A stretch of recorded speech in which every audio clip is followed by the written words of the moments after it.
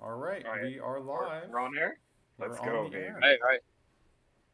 Welcome to Guilty Gear Appreciation Day. This is Ursine Combo Lab. Let me go ahead and play the intro really Wait, quick. wait, wait. Hold on, Sina. Do you have the YouTube on? I think it's feeding back. You know what? I probably do. Are you getting feedback? Actually, I'm not hearing any feedback. Oh, I'm hearing it in like the Discord call. Oh, you know what it is? It's probably you're getting the stream. Yeah, the stream Oh wait, feedback. is my So can oh wait, my stream or oops, I have the YouTube up on my end. That's there my we bad. go. I'm a silly Billy.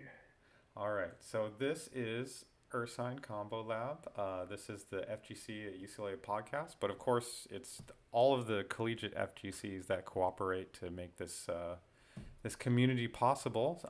Case in point, we have UC Irvine's Jub Jub with us today to help me captain the ship here. We also have Okay, FGC at everyone. UCLA's Ethan, who will be Hello. providing a different perspective. Hello, Ethan. So Mhm. thank you guys for joining us. We'll also have a bunch of special guests popping in throughout the celebration day. Yeah, so if I could just start with a little bit of a preamble, just to give you guys some contextual framing. Uh, Guilty Gear was released 25 years ago. That's a long time. I think that's longer than some of you have been alive. uh, and the first game was kind of a shit game. It was a kusoge, but it came during the sort of like early, just after the early Street Fighter era. So fighting games were established, and there was this sort of there are these rules to fighting games, and fighting games were kind of following them. Like movement was sort of plotting, spacing was important. Special moves were probably like more important than normals. Normals generally didn't link into long combos or things like that in early fighting games. KOF was around, and KOF was sort of doing a little bit more with linking, but combos in general weren't that long. Anime games didn't exist yet, and so when Guilty Gear showed up, maybe Jub Jub and Ethan, you guys can counterpoint this, but I sort of think of it as the first anime game, right? Like I Oh, think, I was actually just going to say, Darkstalkers released in like 1994, and that's probably like a big part of like the headway that like turns fighting games into something more than like walk around like footsie fest. yeah, I could definitely see that. I always think of Darkstalkers as Proto Blaz Blue, which is definitely no, Darkstalkers is the first step, and Guilty Gear is the second. I think that's probably a good way to put it. that's definitely Unless, Is, true. I is yeah, Darkstalker okay. the is Darkstalker the first air dasher by any chance? yes, that was the first game to have air dashes. Yeah, it's Cool, Morgan cool. can air dash, right? Yeah, Morrigan, like, I keep, oh, Senko, a few other characters have air dashes. It's not universal, but definitely that's the first game to really have the concept of like advanced aerial movement. And Vampire Savior is still a great game even today. Um, so I guess the main thing we're going to take away, we could stop the podcast now. Air dashing is great. It's all about air dashing. But we'll Great, keep great. going. So this game released released 25 years ago. Was it 98 or something? And it immediately got some attention. It was referenced by our very own president of the United States, Bill Clinton, who decried the violence in video games, mostly because of these edge lord ads. The '90s was a time of a lot of edge lord one-upmanship in print media. Even though there are lots of pixels, people were very afraid of red pixels, which red pixels are kind of scary. But I'm gonna guess he never played it. He did make it into Guilty Gear Strive, or at least the Oval Office did later in the setup picture mode. But despite the attention of Guilty Gear, and I guess this is my main point when we talk about missing link and everything like that, Guilty Gear really didn't sell well for most of its lifetime. Even when you get to Guilty Gear Strive has recently moved about 1 million units. That's 15 times less than the last Mortal Kombat. So it's really like It's a very important series in the FGC. I think there's no question that it takes up this huge mind share in the FGC. But it's not an important like series economically. Like if you look at the sales figures, it's not competing with like Tekken, Street Fighter, Mortal Kombat, not even in the same ballpark as Smash. But it's like maybe one of the most significant fighting game franchises nonetheless. And I think that's because it takes up this huge mental space. Um, and I think that's because it's like so iconic, and it was iconic right away when it landed in 1998 with Guilty Gear Missing Link. I don't know if you guys want to say anything in relation to that, just how iconic Guilty Gear is, the designs, the mechanic ideas, everything like that, that all kind of more or less arrived fully formed in 1998. I think like yeah, I was really like itching to say this while you were talking. I think Guilty Gear is like I think within the general sphere of like mainstream cultural perception, you wouldn't really see it. But I feel like if you dig into like what people were creating in like Dojin circles back in the day, games like Melty Blood, Eternal Fighter Zero, stuff like that, that's getting pushed by smaller creators. You can really see how Guilty Gear was like a massive inspiration. Like, EFZ, you got Akane, the character's basically just like EFZ Milia.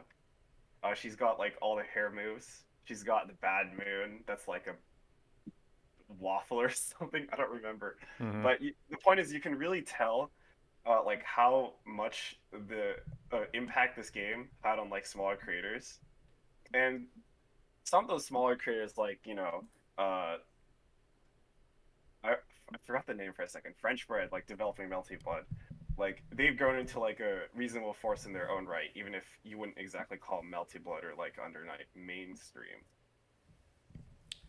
They're still Definitely, like they've a been in the significant same force. sort of groundswell of anime game lovers.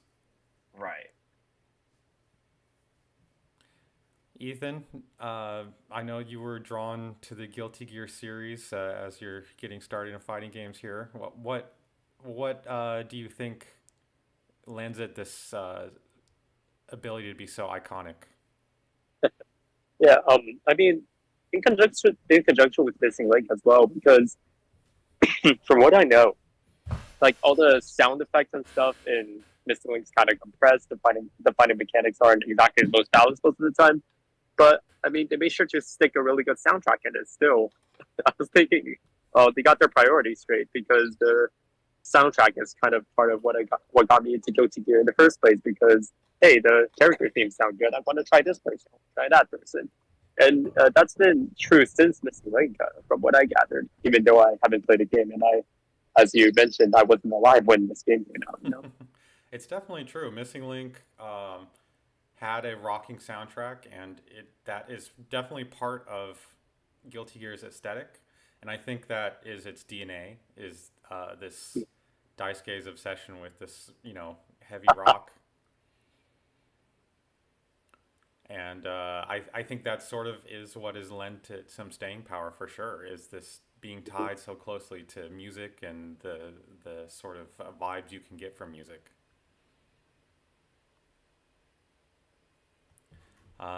Yeah, so I have played Missing Link a little bit. It is a fucked up game. Uh, IK is always available to you. You press two buttons. It's basically like a V skill or a throw tech. Yeah, it's Um, like the Fireball input. version or something, isn't it? Yeah, Yeah, it's a fireball motion. it's a fireball Oh, with two buttons, and you have to, within a few frames, kind of like tech the throw to not get IK'd. Like you can't block it. You have to actually tech it. Uh, I think so you you can could block it actually. you could spend 100 turns But just if you get hit, then you have to break it. yeah. If you get caught moving or something like that. And Uh, also, it takes both rounds, which is yeah, like it's the instant silliest win. part. Jesus. yeah, it's pretty impressive. The busted characters also Dude, where did you their get this IK tier list? reaches like half screen. Like just as IK reaches half screen. Where did you get this tier list though? There's so many things wrong with this. This I was just looking for the roster and I could not find it. Oh, okay. So this tier list only shows you ignore The the Ross. tiers because obviously all the characters are fucked up and good. And also, No, Justice that's is by far the best that's character in the game. literally factually incorrect. Like Yeah. Potemkin and Axel like do not fucking work, and I think Testament doesn't fucking work either. Potemkin But is actually like the most garbage. Like Missing Link Potemkin is absolutely like the most garbage fucking character Guilty Gear has ever had. Probably this character literally accomplishes nothing. that's pretty funny because they keep competing to make him the worst character in every iteration. They try really hard. Look, they Um, can't. They just can't beat Missing Link because they at least have to like pretend they're making a character that like can play the game like every other character. aw, The Missing Link, that's just not the case. This he is character the can't missing play link. Yeah. Uh, I think it's really interesting that this roster, as it dropped, was pretty like fully formed. Like you have Sol and Kai, you know, the core Ken and Ryu. You already have a puppet character in Missing Link. Actually, Zato Eddie in this game do not really function like a puppet character.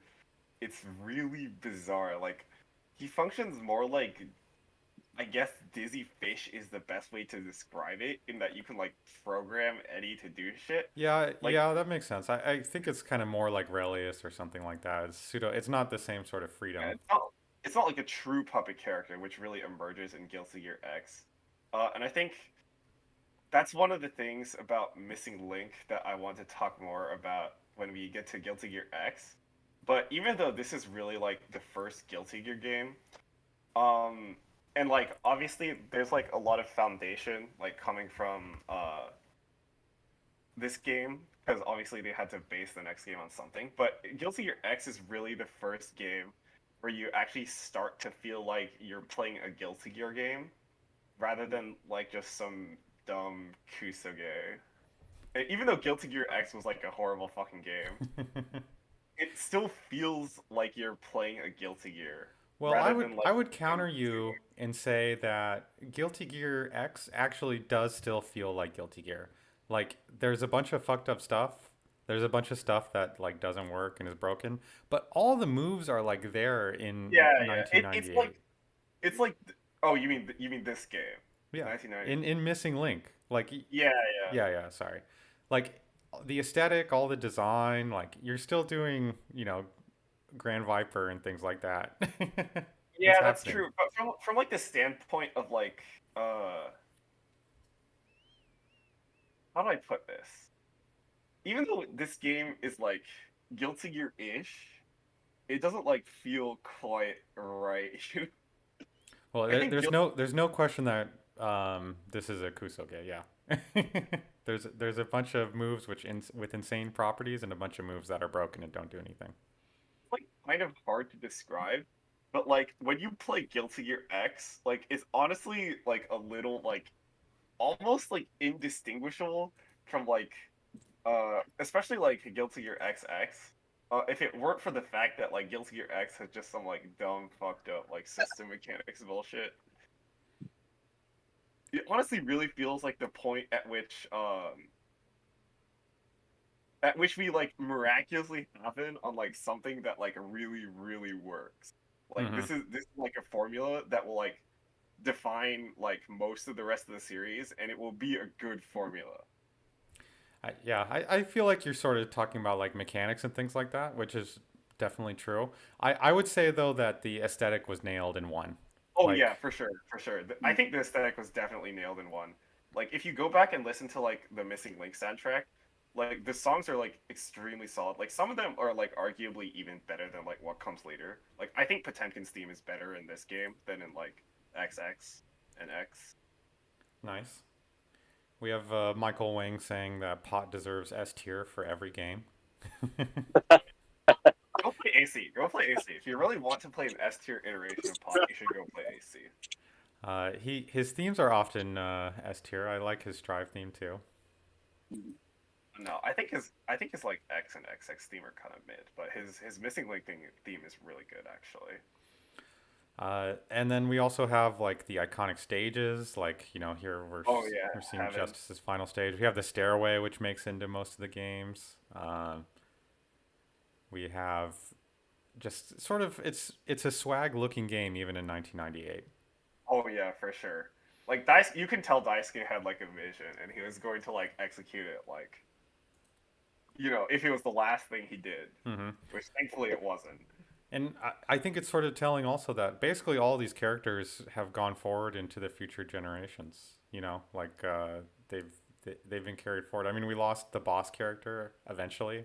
I think that makes sense though. And we lost Cliff because I guess people are afraid of the big knife. They're dead. Cowardice. They're both dead. What are we gonna do? We're gonna pull a KOF. We're gonna make a dream match. He could come back. We're gonna we're But gonna basically, play. every other character has been preserved forward, which doesn't always happen. Usually you have a few duds as you go um, from the first entry. But here we are. Uh, so yeah, Missing Link, it existed. It nailed the aesthetic right away.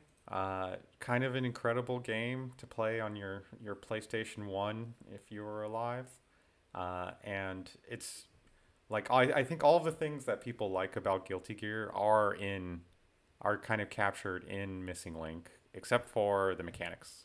So Yeah, I anything mechanic before we wise. before we segue on to like Guilty Gear X, this is a true like you have to understand if you've never played this game before. This is like a truly like cursed game. It's literally haunted. It's like held together with shoestrings and like Dice K's vision. It's literally haunted. Like you could get the Ghostbusters to exercise this game.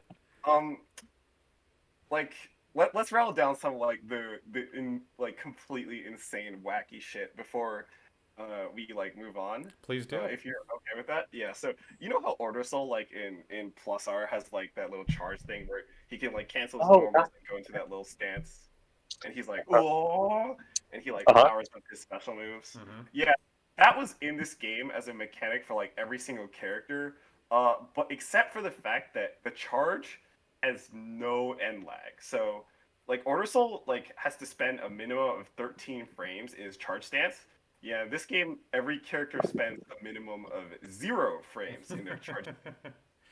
So you could probably tell this leads to infinites out the wazoo, except for characters that don't have access to charge. There are a few that Uh, don't have charge. That would be Axel- Axel and Pretendman, I think. Axel doesn't have charge because they missed a fucking semicolon in the game code.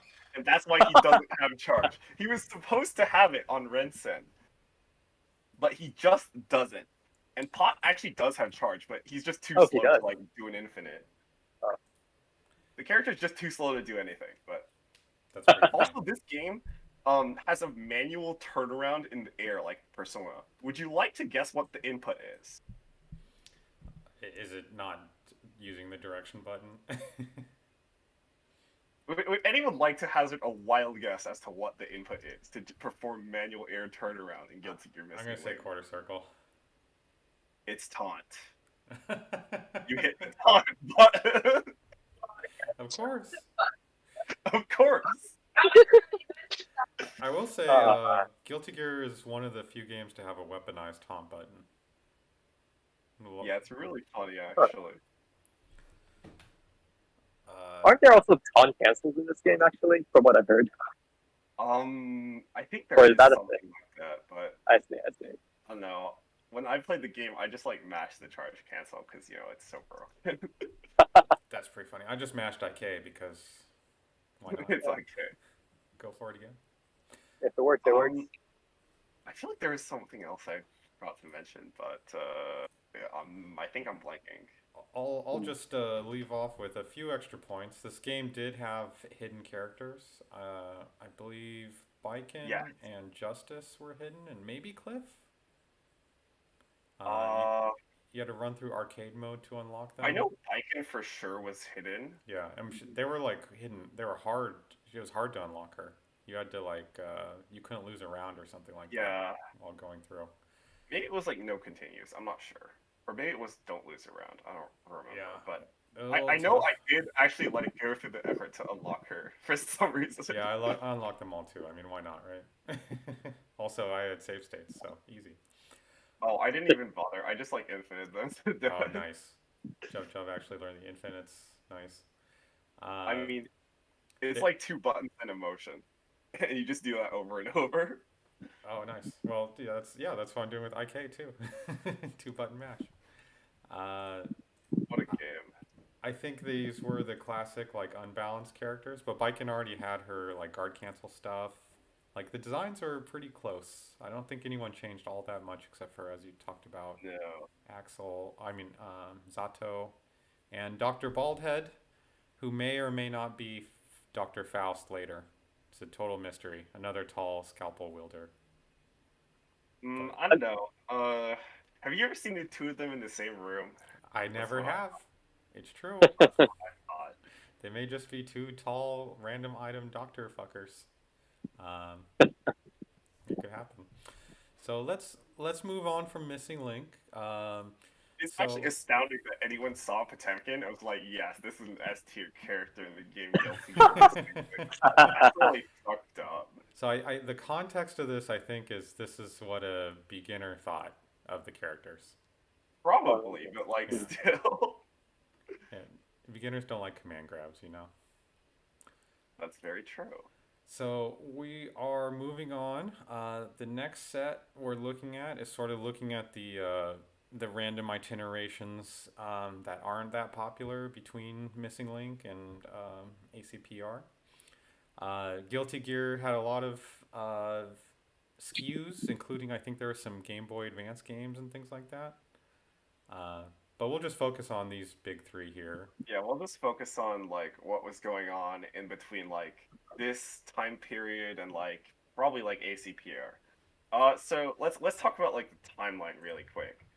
Original Guilty Gear 1998 release, and then Guilty Gear X was like a 2000 release, which is honestly insane to me because like they sharpened up the game like really quickly. Like the level of polish between like Guilty Gear Missing Link and Guilty Gear X is like completely like fucking mind-boggling. Like if you go between the two games, there's like you'll be like, there's no way this was like these changes were like all like thought of and like implemented within 2 years, but it's all there. It's kind of crazy. Um, Yeah, that yeah, just like I two said, years. That's pretty wild because it even looks a lot different. Like the sprite work in Guilty Gear yeah, X the is sprite work really looks a a lot jump up. different. hmm And like, really, this is the first point at which the game's like mechanically like tight. Like, obviously, there's still a bit of like stupid shit because, like, if there weren't, we would probably be still playing Guilty Gear X today. There's a Mhm. reason people don't play this game. Um, and we can talk about it a little more later, but it's really impressive that this, like, the level of quality jumps up so much. And then 2 years later, I believe it is, that we get Guilty Gear XX, which, you know, like is a little is like a step up from like Guilty Gear X. Like they actually like fix some of, like the bonkers like completely ridiculous shit, um, which is pretty impressive. Again, like it's honestly a miracle that like these games are as good as they are. Mhm. And then we get, I believe, Reload in 2004, Slash in 2005 in Japan, which doesn't come to America, by the way. Which is why no one knows who, or no, everyone thinks like Abba is like an AC character. She's not. And She was then from Slash. no, she was actually from fucking Isuka. Oh my But god. we'll have to get to that later. We actually did, we actually discussed this like before the stream, so Sayana's feigning Oh surprise. well, yeah. Reveal the magic. Movie I'm magic destroyed. I'm sorry. I have to be an honest, factual reporter, just like how I play honest, hardworking characters. Oh, of course. Yes. Of Hey, course, look, of course. look, it's news to me. Okay, I don't know any of this. Yeah. Which is why we got to talk about it. You know, it's probably news for like a lot of Guilty Gear players, like because I think even like the people that enjoy like the old head games, like all the plus R heads in this server, still wouldn't know any of this unless you actually took like the effort to delve into something like even more like down there. Yeah, Guilty Gear Isuka actually comes out in 2003, like in between like XX and I believe Reload, because I think Reload is It beats 2004. Reload. Wow. I think so, but I'd have to check. Let's look at it. Let's Google it really fast. Reload is Oh, so what's uh striking to me is Reload is. I mean, obviously the balance is sort of messed up, but Reload is really close to ACPR. no, it's 2003. Uh, so it is earlier. Yeah, so Reload is like a little earlier. I see. But I think Reload is close to what people play to this day, right? Like ACPR got a notable update to its system mechanics and things like that, but it's almost the same game. Yeah, it's like overall like a really solid game. And in fact, there are like quite a few people who like actually no, there's only really one person I can think of. They're not exactly like a paragon of design, but we can get to that later. Yeah, so the thing about in between Slash and AC is that an entirely like new team of designers like took up the mantle to like make AC and eventually ACPR, which is why if you go between like Slash and AC, like a lot of characters like have their movesets like changed like to a significant degree. Like Zato, like his Eddie moveset is like an entirely different moveset. Hmm. I can't think of really any other characters where the change is this notable. It seems like Like, Zato's the one they're always messing with the most, to be honest. yeah, because he's like a hard character to like fine tune if you like stick with like a given moveset. Hmm. So like that makes the most sense to me. There's a But lot of creativity with that character too, because you can kind of do anything with Eddie. yeah, pretty much. But pretty much everyone gets some sort of like moveset fine tuning. Like this is where Soul gets Sidewinder. Never comes back because they never actually went and looked back at AC for like feature design decisions. Hmm. Like Xrd is mostly based on like the reload movesets. With some obviously with some like Xrd changes. Really, that's funny. So it's because it was a different team, you think, that they just sort of didn't look at those notes? Yeah, yeah. Or that seems like a likely enough explanation to me. And then That, like we're getting ahead of ourselves, but that does kind of explain maybe why, I think one of the most remarkable things about the Guilty Gear series is these three entries have three separate communities that still play the games.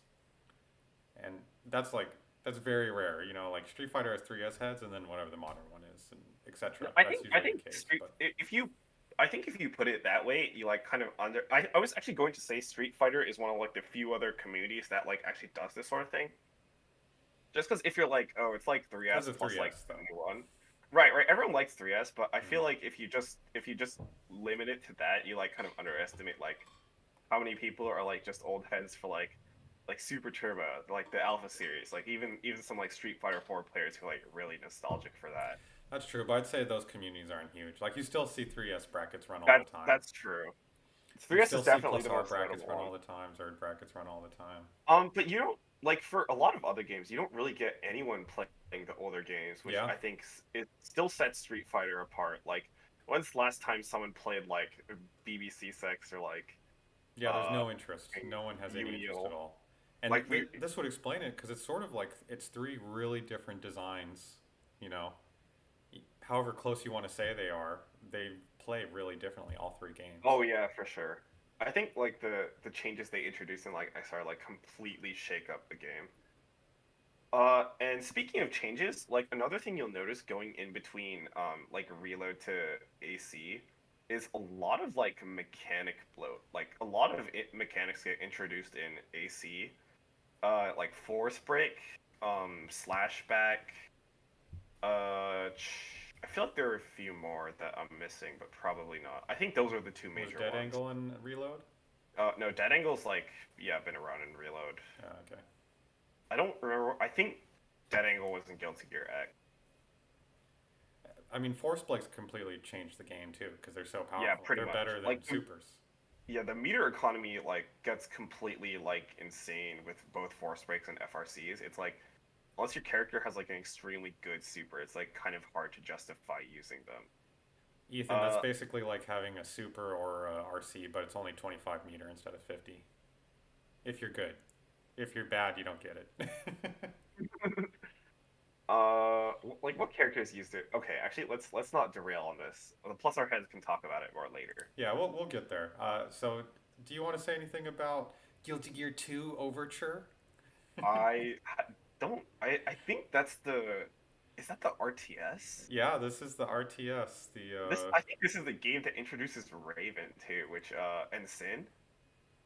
Correct me if I'm wrong. Yeah, No, so yeah, it's this Yeah. you can see Sin right there on the box art. So we introduced Dizzy in Guilty Gear X, and then yes. there's some kind of problem with the legal situation. I'm not going to recount the Wikipedia, but basically they lost the rights to a bunch of characters for a little bit.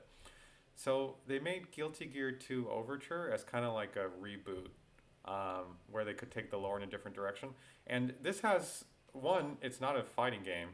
It's like a little version of Dota or something like that, or Battle Ride, I guess is kind of closer to. Two, the lore they come up with in this is basically the lore that will take us through the rest of the games. They introduced the backyard in Guilty Gear Overture 2, and that sort of like idea of this other like phantom realm or whatever that causes a bunch of fucking problems in our world.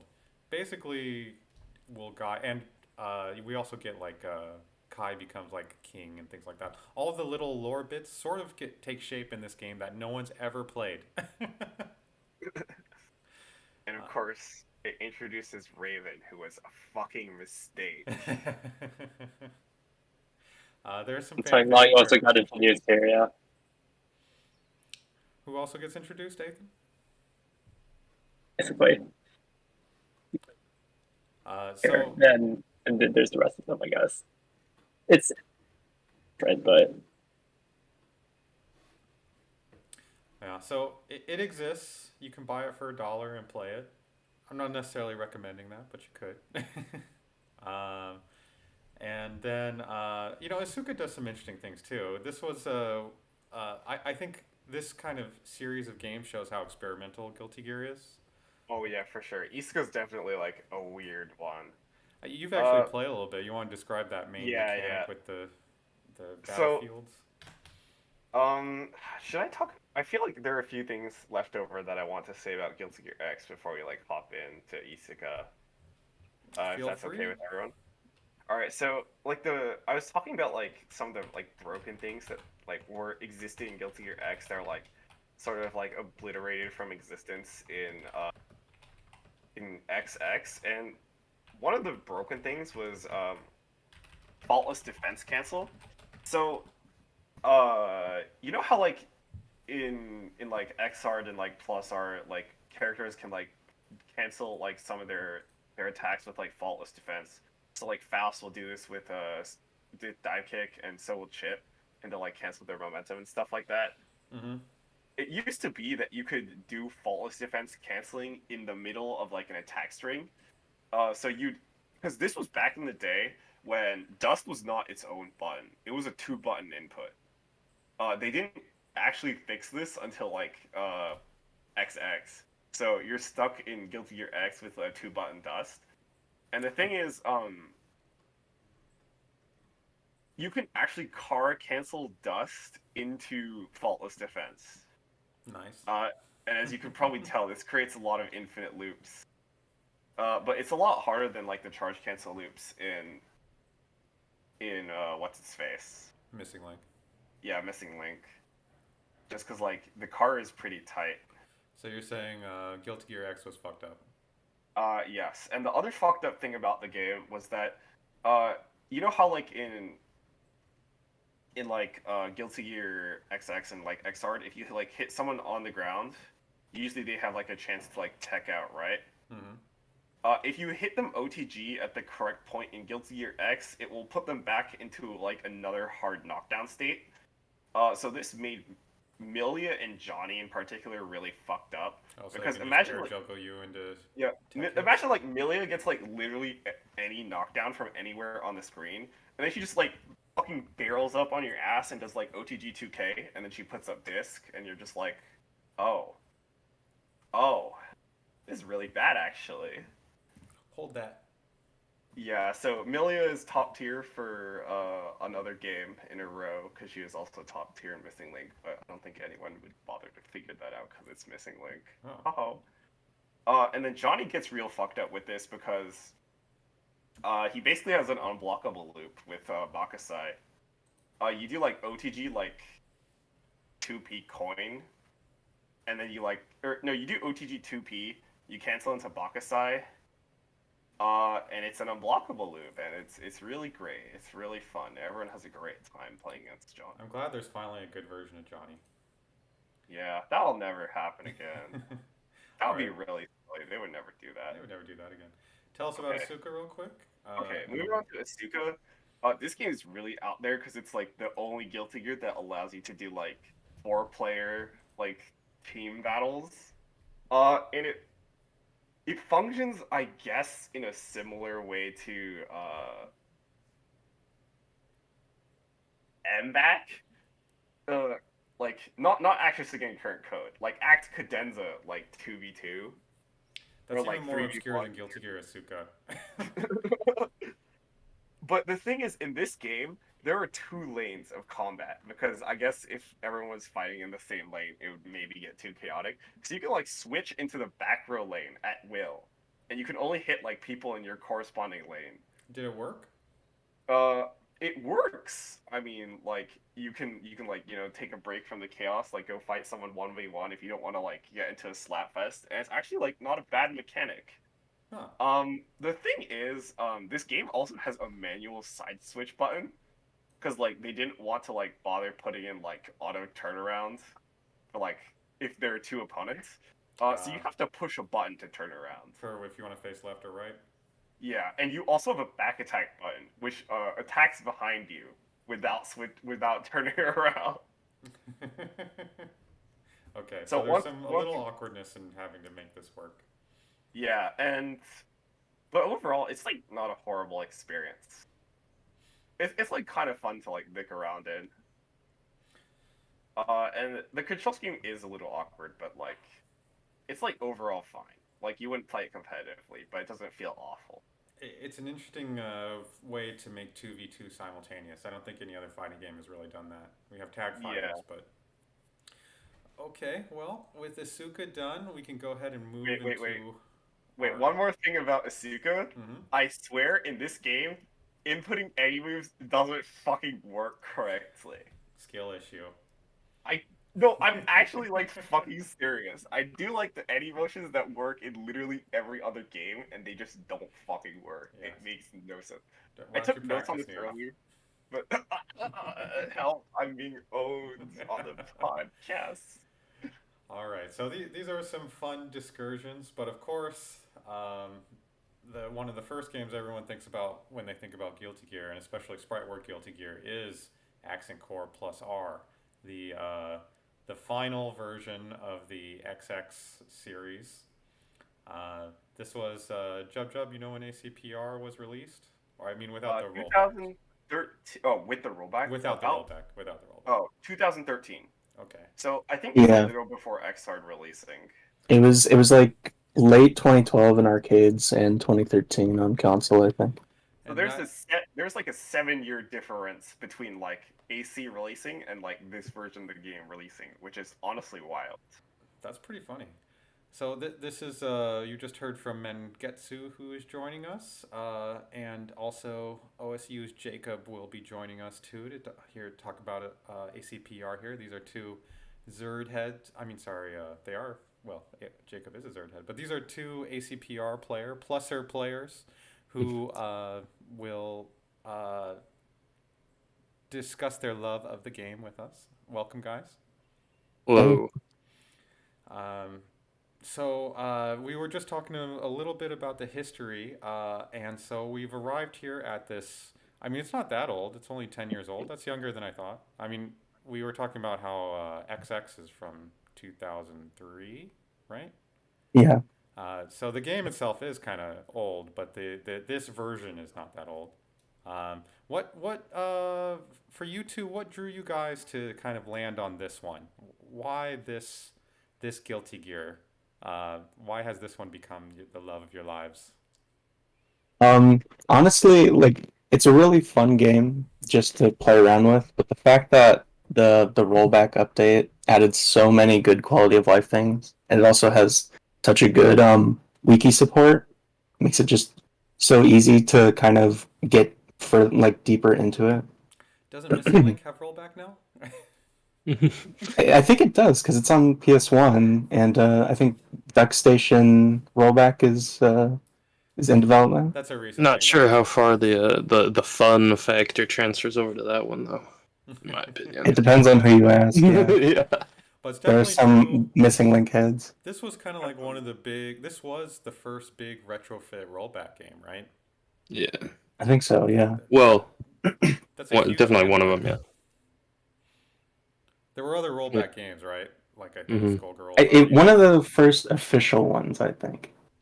Because if you're talking about retrofitting rollback, I think Capcom did it with the Street Fighter 30th anniversary or something. 25th. Yeah. And of course the Melty Blood fans basically brute forced it into their game. Yeah. Yeah, I That think beat a few UCLA? other casters existed for other games before then. Like I think EFZ as well had one. A few other like obscure titles. I don't think Soku got its caster. No, that was probably like a little. That was probably like in this decade. Yeah. But there were other anime games like getting their casters due to the work of like very dedicated people. Mhm. I think Mike Z was one of the people who helped make this project official, though. That he was working on rollback for Plus R, and he kind of got Arxis and then like got a team together to make it all official. And that was pretty important because Arxis has really sort of been the leader in the field in pushing rollback into all their games. Yeah, and the rollback for Plus R came out in 2020, I think. Yes. Yeah. So that's before Strive came out. I think that's before they even announced Strive had rollback. Yeah. So it might have been a factor, like, oh, this old game got revived. This sort of new, not so new way of online play is valuable to the FGC. Is that guy when Hopeful- you guys really started playing Plus R? When the rollback Yes, I released? started exactly around rollback release because I had like a little interest in playing Plus R before because I watched some like Novrils like character intro videos and I was like, oh, I want to play this like Order Soul guy. He looks cool. I want to play Soul and do Sidewinder loops. Yeah. But there was no one really to play with before rollback update, so I was really excited when they put that out. Yeah, I'm a bit of a zoomer. I started playing fighting games in general right before the first beta came out with Dragon Ball Fighters and Exerd, and then the Plus R beta came out, and it's like, wow, it's Guilty Gear, except you can actually play it online and have a fun time. So Yeah. it I became the started, main like, game I played for a while. Started a few months after rollback came out. But I don't know, it felt so easy to get into it after that. And I think a lot of people know that the online play for Plus R is good. I don't think I think we need to stress how good it is because you can play like 150 ping plus connections with like no jitter. Like even in games with good rollback, like Melty Blood, the original, um, you can't really do that. Yeah, there's definitely a leap in quality between like MBAC caster and like Plus R roll. You can definitely feel it. Yeah. Yeah, for that's sure. Definitely an important part of the story here of Guilty Gear, I think, is being able to play online with good netcode has really made this game be successful. Yeah. And noticed and given it the staying power that it has compared to other games. The user experience is also huge. It's like insanely good in Plus R in a lot of ways. For one, if we keep talking about online, the lobby system is really simple, which means it's really easy to use and it's really easy to find games. And then, of course, the training mode is world class, as well as the replay takeover is just an insane feature to be able to use.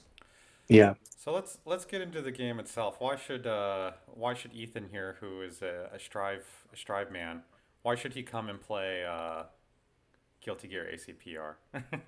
Well, Ethan, there's this thing called jump canceling your normals, and you can do air combos, and it looks really cool. Have you ever heard My Axel Bombers.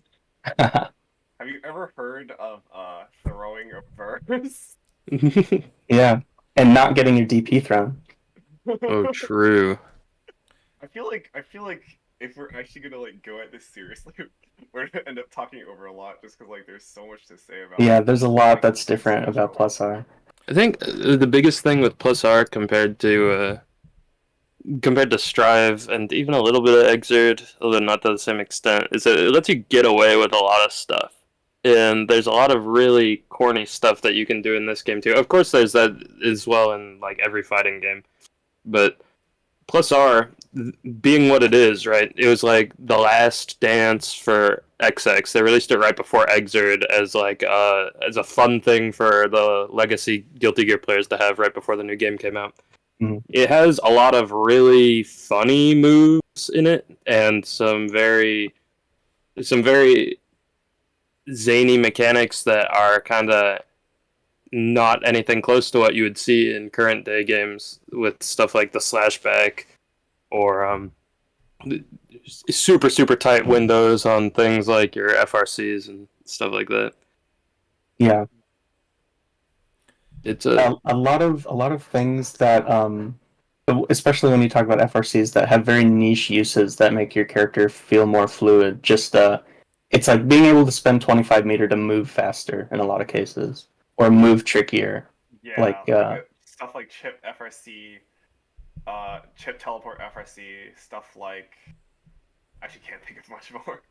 um, like Johnny Killer Joker FRC that gives you your air options back, so you can have a triple jump by spending Oh, yeah. 25-meter or another air dash. Air Stonage FRC also gives you your air movements back. Yeah, exactly.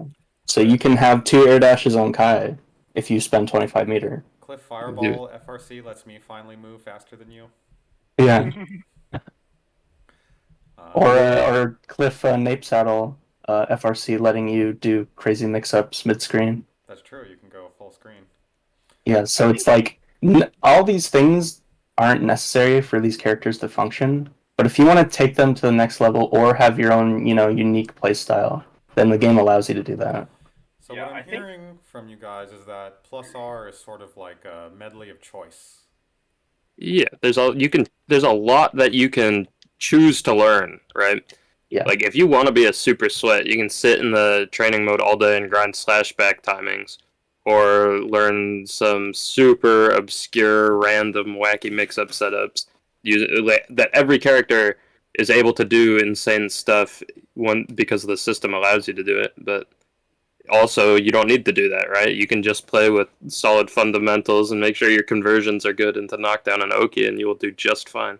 Yeah, and at the highest level too, you'll see variation in the way people play characters. It's not like there's an optimal way to play.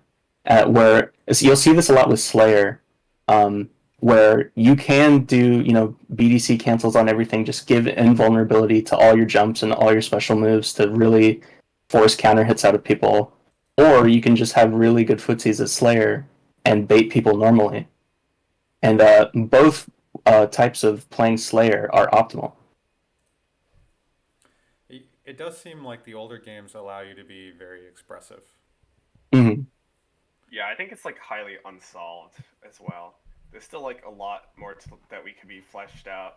Like Haas, what's the word? Recharge combos weren't really like fully fleshed out until like this year, like 8 years into the game. Yeah. Or maybe it was like maybe last year, but the point is, it was like a really long time to like the game being released, and so like it just goes to show like how much room there is left to like really do your thing and be you. If you want to like reinvent the character, cool, you can like probably make it happen with like some character. So speaking of characters, how did you guys go about choosing the characters you like to play? I'll go ahead and call you guys individually. When we were talking about Missing Link, we were kind of talking about how in '98 the Guilty Gear aesthetic arrived fully formed, and I do think that the way the characters look and their designs and their uniqueness is very important to why Guilty Gear is so successful. I'll just tell my quick story of how I even found out about Guilty Gear. I saw an old XX Reload machine in an arcade once, and I saw Dr. Faust, who's on the screen right now, and I was like, this fucking character is insane. Like, I'd never seen anything like that. It was really crazy. It was really, like, unique. I was super interested. So I didn't get good at fighting games on that day, but Guilty Gear was on my radar from that day forward forever. let's go to you, Jub. Who's I just the want to who's say the character? before we start, Daydream was wild for that fucking interaction where he just like hit 5D twice and they got fucking obliterated by him too. But yeah, like I said earlier, I think one of the really big draws that drew me to the game was like the videos that like Novril put out. My Guilty Gear history, just very briefly, I started with Xrd after like watching I think Evo 2017. Xrd ran an hour late, and I was waiting for Melee, like while I was in Korea at like 3 a.m. So I was just like watching it at these insane hours, and like the thing that really sticks out to me is like Tasty Steve is like fucking going ape shit over like Omi to like be busting everyone's ass with Johnny. I think that's really like an exemplar of like the appeal of Guilty Gear, just like how crazy like the characters can be, and like how hype they can be in the right moments. Oh, nice burst. That was good punish. Uh, yeah. So I was really interested in both Soul and Order Soul because I thought like the whole like the free flowing like charge cancel pressure with like Order Soul's charge is was like really cool, and like the charge gauge management. So I picked him up like right away in the beta and started playing him. I got Order carried by Soul, if you don't know, is sort of like the past version of Soul. yes. He's like a more like short range, like aggressive focused character that like just bullies you with like movement and like very quick buttons. He's And ACPR only, right? well, he was in Slash actually, Oh, but okay. so Slash, AC, and ACPR. But yes, he hasn't been in any other Guilty Gear game since. Uh, Order Soul is a very cool character, very interesting mix up of Soul's kit. Uh, Mangetsu, you play two characters. We're seeing one on the screen right now. What draw you to these characters? Were they the ones you started with? In this game, yeah, I used to play Xrd. I got into fighting games in like 2015, just like very, very casually. And I always thought Guilty Gear looked cool. And I played Johnny in Xrd Rev 1. And I always thought he was like a really, really cool character. And ever since I like started playing Rev 1, I watched a lot of match footage from like Mikado and seeing all these like top players, take these characters to like the next level.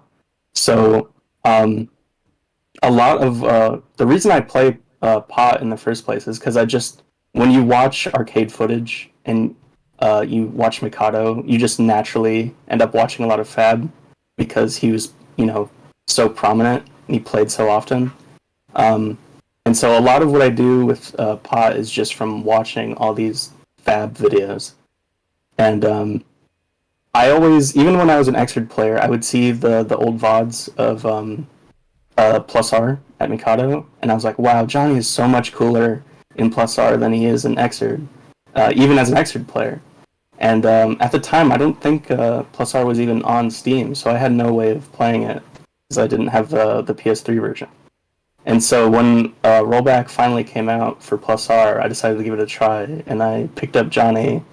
And then after a little while, I just started playing Pot like I did in Xrd sometimes, just because I wanted to emulate all the cool stuff Fab was doing. So a lot of it was just watching these top players kind of elevate these characters, and then wanting to emulate them and try to make them look cool through my gameplay rather than just having to watch them be cool. Nice. It's actually kind of interesting. Both you and Jacob describe actually being Zerd pilled into the Guilty Gear Yeah, series. I'm no longer Zerd pilled, fortunately, because that game sucks. Um, but I We'll see definitely was about back that in then. about 20 minutes. Oh yeah, I'm sure I'm gonna get some heat for that. Um, yeah, so I was very casual up until Rollback came out for Plus R, and I was like, oh, I can actually be good at something I like, and it really motivated me to try to get better at it. All three of you, Jub Jub, Mangetsu, Jacob, do you think the fact that ACPR was kind of like a re-release where everyone could start kind of at the same time was a factor in picking up the game? Yeah, Um, I mean, personally, it was really good, especially as like a brand new fighting game player. That there were a ton of beginners at the same time. Like I think a lot happened to make that happen. Right, it was the pandemic, so everybody was itching for big or for online games that they could play. It was really cheap, and there was a lot of hype because it was like the first or one of the first few big rollback releases that was a little more mainstream. So that really helped for me because I didn't just have to go in and get stomped 24/7. There were tons of players around a similar skill level. I think that's definitely an important factor. I would say, I mean, Ethan, you can speak, but like, I think a lot of the reason so many people play Strive is there's a lot of people picking it up. There's a lot of beginners. There's actually like, you can learn at a certain level. You don't have to play, Mangetsu and Sunny in a quick match. And because like part of Strive's idea was to make it very accessible for new people to come in, like with how they worked out damage, how they basically consolidated the move sets and everything. That's a whole different story, but yeah, definitely it gives you the same feeling of this is a game for a lot of newcomers. People can try to learn things and get it to go together and stuff. Yeah, it's pretty cool. Yeah, so I think that's definitely an important part of the story of ACPR success. Jacob, If why us, Kai? if us, Sorry, Jeb, go there ahead. we are. Oh, Oh yeah, me and Jacob are both on screen right now. uh, I have like the most boring character selection story. I guess it's because I play the most boring character. But when I was playing Exerd for the first time, all my friends were like, "Oh, you got to do the mission mode. It's really good," which it is. So I did the mission mode, and then that was the first time I ever learned how to do a hit confirm. Was with Kai Kisuke, where it's like confirming to stun Dipper if they get hit, and then do a fireball if they block. And then the plus R beta came out, and I was like, oh, he has the same special moves, so I picked him, and then I just kept playing him. So it's literally you don't want to give up that first hit confirm you learned. Well, yeah, it's like I already knew what I was doing. I knew how to use it because I'd played a little bit of Exert after that, and I was like, all right, I'll just do what I know how to do. That was a dope combo. That By was the way. sick. Yeah. Oh my god, I died here. Yeah. That was Kai is great. a really cool character in this game. He just sucks. Yeah, He doesn't do enough damage. Oops. Everything else about him is pretty solid. I love plus R Kai. Yeah. Yeah, plus I feel like his kit is like It's perfect. complete. Yeah. Yeah, I he feel just- the same way about Pot and Plus R, where like you play the older games in the XX series, and even before, even after, and you're like, this character is not done. He needs more. He needs more time in the oven. Yeah, and I feel the same way about Kai. Like Kai's 6H in AC vanilla is the same as in this game, but he doesn't have 3H, which was his reload 6H. Yeah. So he doesn't have that like really strong Oki tool or that like really strong repressure tool, and he only has one version of the javelin, which is the wall bounce one instead of the wall stick one. Mm-hmm. So it's like, wow, I'm just like playing a less complex version of Plus Arkai when I'm playing AC. He just doesn't feel right. Yeah, and JD is an awful move in that game. Yeah. Ethan, if you were to play ACPR, is there any character that would interest you? Earth to Ethan, if he's still here. I am. Can you guys hear me? Can you guys hear me? Oh, Yeah. We Okay, can good. hear you now. I play Axel in Stripe, right? And I heard Axel's pretty good in this game. Axel's He's very amazing. good. Yeah. Wow, he Yeah, just showed up right as you said that. Yeah, JoJo counterpicked me. I got It's like he's rolled. right here. He definitely has different tools than what he has in Strive, which applies to most of the characters in Strive as it happens. But yeah, if I try it, I'll probably try that. I'd be curious to see his good kit. Yeah. You can see him have defensive options. He has a lot of them. Yeah. He has 2 auto guards, 2 parries. He has a DP. It's one auto guard and 2 parries. I thought you could do the auto guard low though. No, the auto guard is mid only or mid Okay. high only. Damn, I'm just eating this pressure. Yeah, I mean, it's when you try to FD him out, it's like plus 17 or something. It's really hard to not just eat it. I think I like selectively timed the FDs like a little wrong here. They're like definitely like I made you whiff in a few places and that was good, but I could have been doing better. I probably shouldn't have been FDing those 6Hs or those 3Hs. So Yeah, you want to just FD the second hit. one Oh, thing sorry, we're about, getting into ACPR is its players get really into the weeds. Like it's not so much about like decision. Suddenly it's like, oh yeah, you have like 2 frames to do this if Oh I my match god, this I got Gatling or points whatever. Like so it gets weird. super technical. I Yeah. assume you guys love that about it. We kind of talked about how it allows those choices, which makes it interesting. Is there anything in particular that you wish would be brought to newer versions of Guilty Gear whenever they make the next one from ACPR? Okay, Honestly, oh, oh, you you first. go You ahead. first. You Okay, first. I'll go first then. Honestly, I think that while the really hard stuff is fun, there is a big negative to it, which is that you have to constantly be doing it. To I've stay been fresh, playing, right? yeah, I've been playing Rev 2 since the rollback update came out, and there's been a few times I've come back and played Plus R with friends and stuff, and I cannot do any of my stuff. I mean, big skill issue, right? But I cannot imagine trying to compete in like there are players like Peppery Splash who can compete in all 3 of the current Guilty Gear titles and do really well in all of them. But like for someone who's pretty bad at execution like me, it's just out of the question. Oh yeah, I think Plus R is definitely one of the games you get rustiest fastest in. It's like playing Yuri in Third Strike. Like I've heard someone say like, oh, if a Ken player like quits the game for 2 years, like he'll have like 98% of his skill. But Yeah. if you don't do tackle headbutt for like 2 days, you're gonna lose it. Yeah, I can definitely speak to. I'm not a great player by any stretch of the imagination, but my only hope of doing Cliff Fireball FRC is if I sit in lab for 20 minutes before I play. Yeah. The thing is, it's like really hard to like, because you'll have to make a sacrifice either way. And like it is true that you like rust in this game so quickly. But I think there is like a sense to which it's cool because it's hard. Like Yeah. if if you're seeing like Jason Riot, like Noah, JD, like do like the curious sidewinder combos, and like you know that you could just do it with like a push of a button, it would just wouldn't be impressive. But like the fact that like they sit there and like grind out the like the execution, and they know like how to apply it in a match, like that's what makes like high level. I think that's part of what makes high level plus are like truly impressive. I think you can't really replicate that in a game that like tries to make everything easier. Oh yeah, for sure. Like the cool stuff in this game is super cool, and it's really badass that people can do what they do.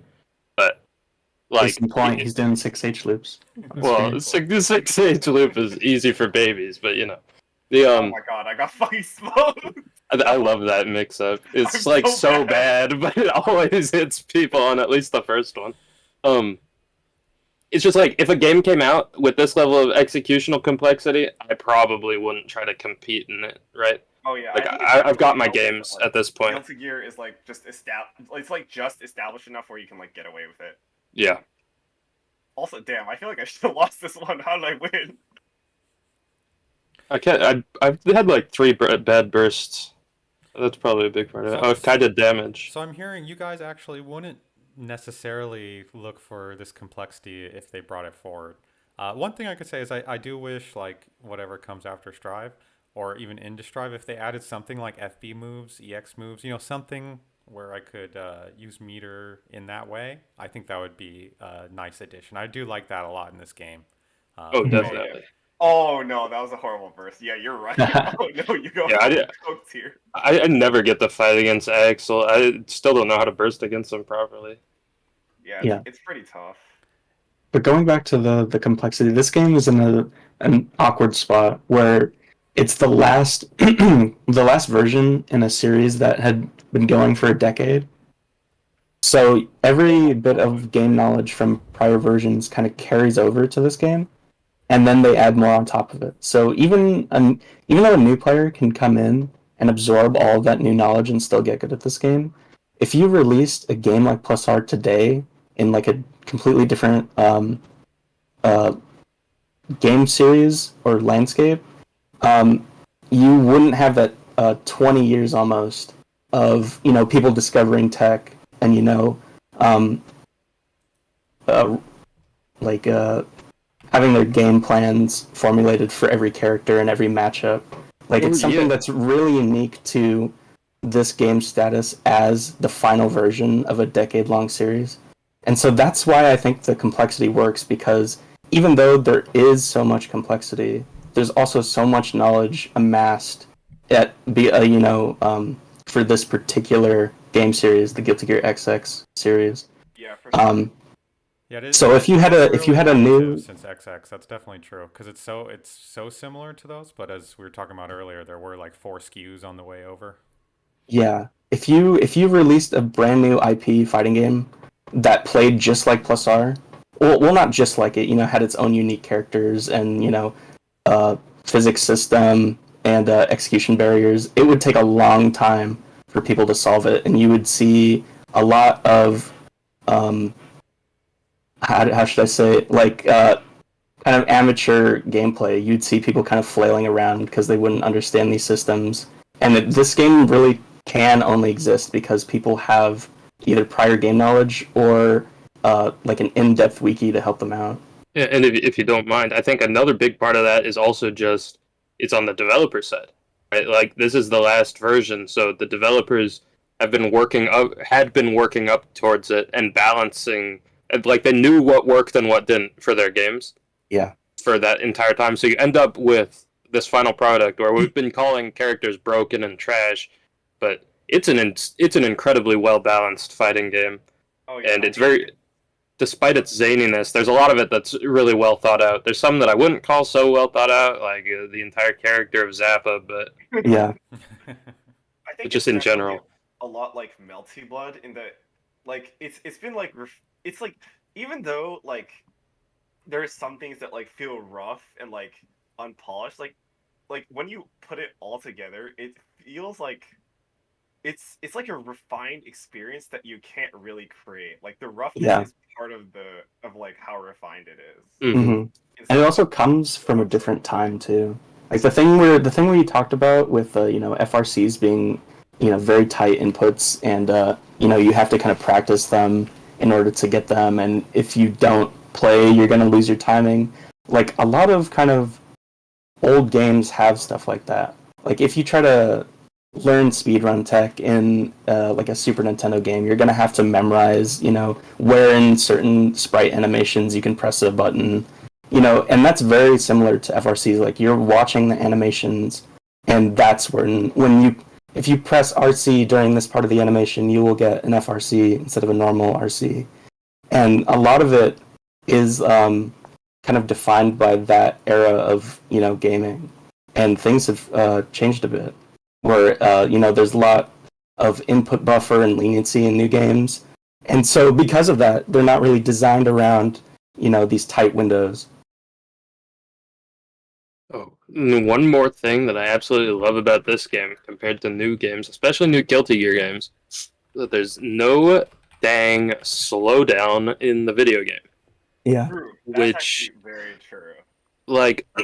I've started to cope with some of the exert mechanics, but still, like the games where you can just press a button and then be able to react and punish whatever your opponent's doing, it tilts me super hard. So I'm that's one thing I really like about like FRC specifically. It's like exert's YRC if it wasn't extremely annoying and strong in offense and defense and neutral for all the wrong reasons. Mm-hmm. Is there so we've kind of talked about how we're you don't think you want ACPR things in other games because ACPR is perfect and leave them in ACPR. Are there any characters that didn't make it out of ACPR that you hope we'll one day see again? Order Soul. Order Soul. I think Order Soul would be awesome. He's a bit of a reach though, because they'd have to implement like a time travel thing, but he would be sick. Yeah. Zappa, he kind of got, I don't know, his story kind of resolved or something, and he got like cured or whatever. But I don't know. I think it'd still be cool. Obviously, like Zappa-esque character that like got possessed in some sort of similar way. Yeah. Are you guys tired of Justice? Don't want to see Justice? To be honest, I'm way more tired of Zappa than Justice. Yeah. Yeah. So annoying. Yeah. Justice I like is way Zappa. more manageable. I like Zappa from a character perspective, not a gameplay perspective. Yeah, he's really cool looking, but you wish he wasn't in the game when you play. You wish he him. didn't have a so cool, but like a 25% chance to just escape your pressure for free every time you knock him down. Yeah. Yeah. He gets Little Eddie for free with no summon animation. Yep, and he can do it in block stun. He's literally Yeah. a better puppet character than the dedicated puppet character. It's fucked up. Yeah. But as far as characters I'd like to see in newer games, it kind of depends on the context of those newer games. Like sometimes I think of characters I really like from Plus R or even Xrd, and I'm like, in Strive, would they really work? Like I think about Answer in Xrd, and I'm like, I don't know if what makes this character cool would even work in Strive. And I think the same way about Johnny or even Slayer in Strive. I'm like, I feel like in a simplified game where, especially with Johnny, where a lot of his combos are kind of vertical and air focused. I'm not sure if he'd really work in Strive, and if he did, they'd have to change a lot about him. And They at did a that nice point, I'm not version sure. with Testament though. Like it was a Yeah. nice It adaptation. was it Yeah, was like a but- big character redesign, and I think they did Yeah. a really good job with them. Testament in Strive doesn't really function like they do in XX though. Yeah, like at all. They're completely Yeah. different. I was gonna say I thought pretty much the same thing about Ordersoul, but I think he's just like such a cool ass motherfucker that like it would be okay for me if he Yeah. showed up. Even It if would be I f- like played him and hated him, it would Yeah. still be cool to be like, oh, that's Ordersoul on the fucking screen. For sure, it would be fun to see any of them in like the crazy Strive animations, like what they could do with these characters. But as far as Robo playing Kai. them goes, yeah, Robokai, I think, could work well in the Strive ecosystem now that they've got all those. They keep adding these zany characters with their DLC resources, yeah, like DLC character resources. I think they could do Robokai justice. So it sounds like you guys actually do miss most of the Strive characters. I mean, the ACPR specific characters. You don't Yeah. miss the missing link characters, Cliff and Justice. You don't miss the Guilty Gear Asuka character, Abba. No one's talking about Abba. Okay, the thing is that people who like want like ABBA and Strive, they've never played against her. they're either ABBA players or they're like Yeah. or they like don't know what the fuck they're It's the talking same people who want Baiken in games. They're like, you've never played against Baiken. You don't want her in any game. I like fighting against Ava, but that's because ABBA in Strive, that like it's like Strive already has like a problem with like high damage like RPSC like complete blowout rounds. Now imagine you took like a character whose like entire goal is to create like RPSC blowout rounds Is to rob you. and just like put it in like an RPSC like blowout round game. It would be so horrible. Yeah, I also don't want to play against Abba in a game where I can't instant kill her. yeah, it's true. Oh yeah. Do you wish insta kills were brought Absolutely. forward? Yeah, just because they'd be awesome visually, even if they have Mhm. literally zero impact on the gameplay.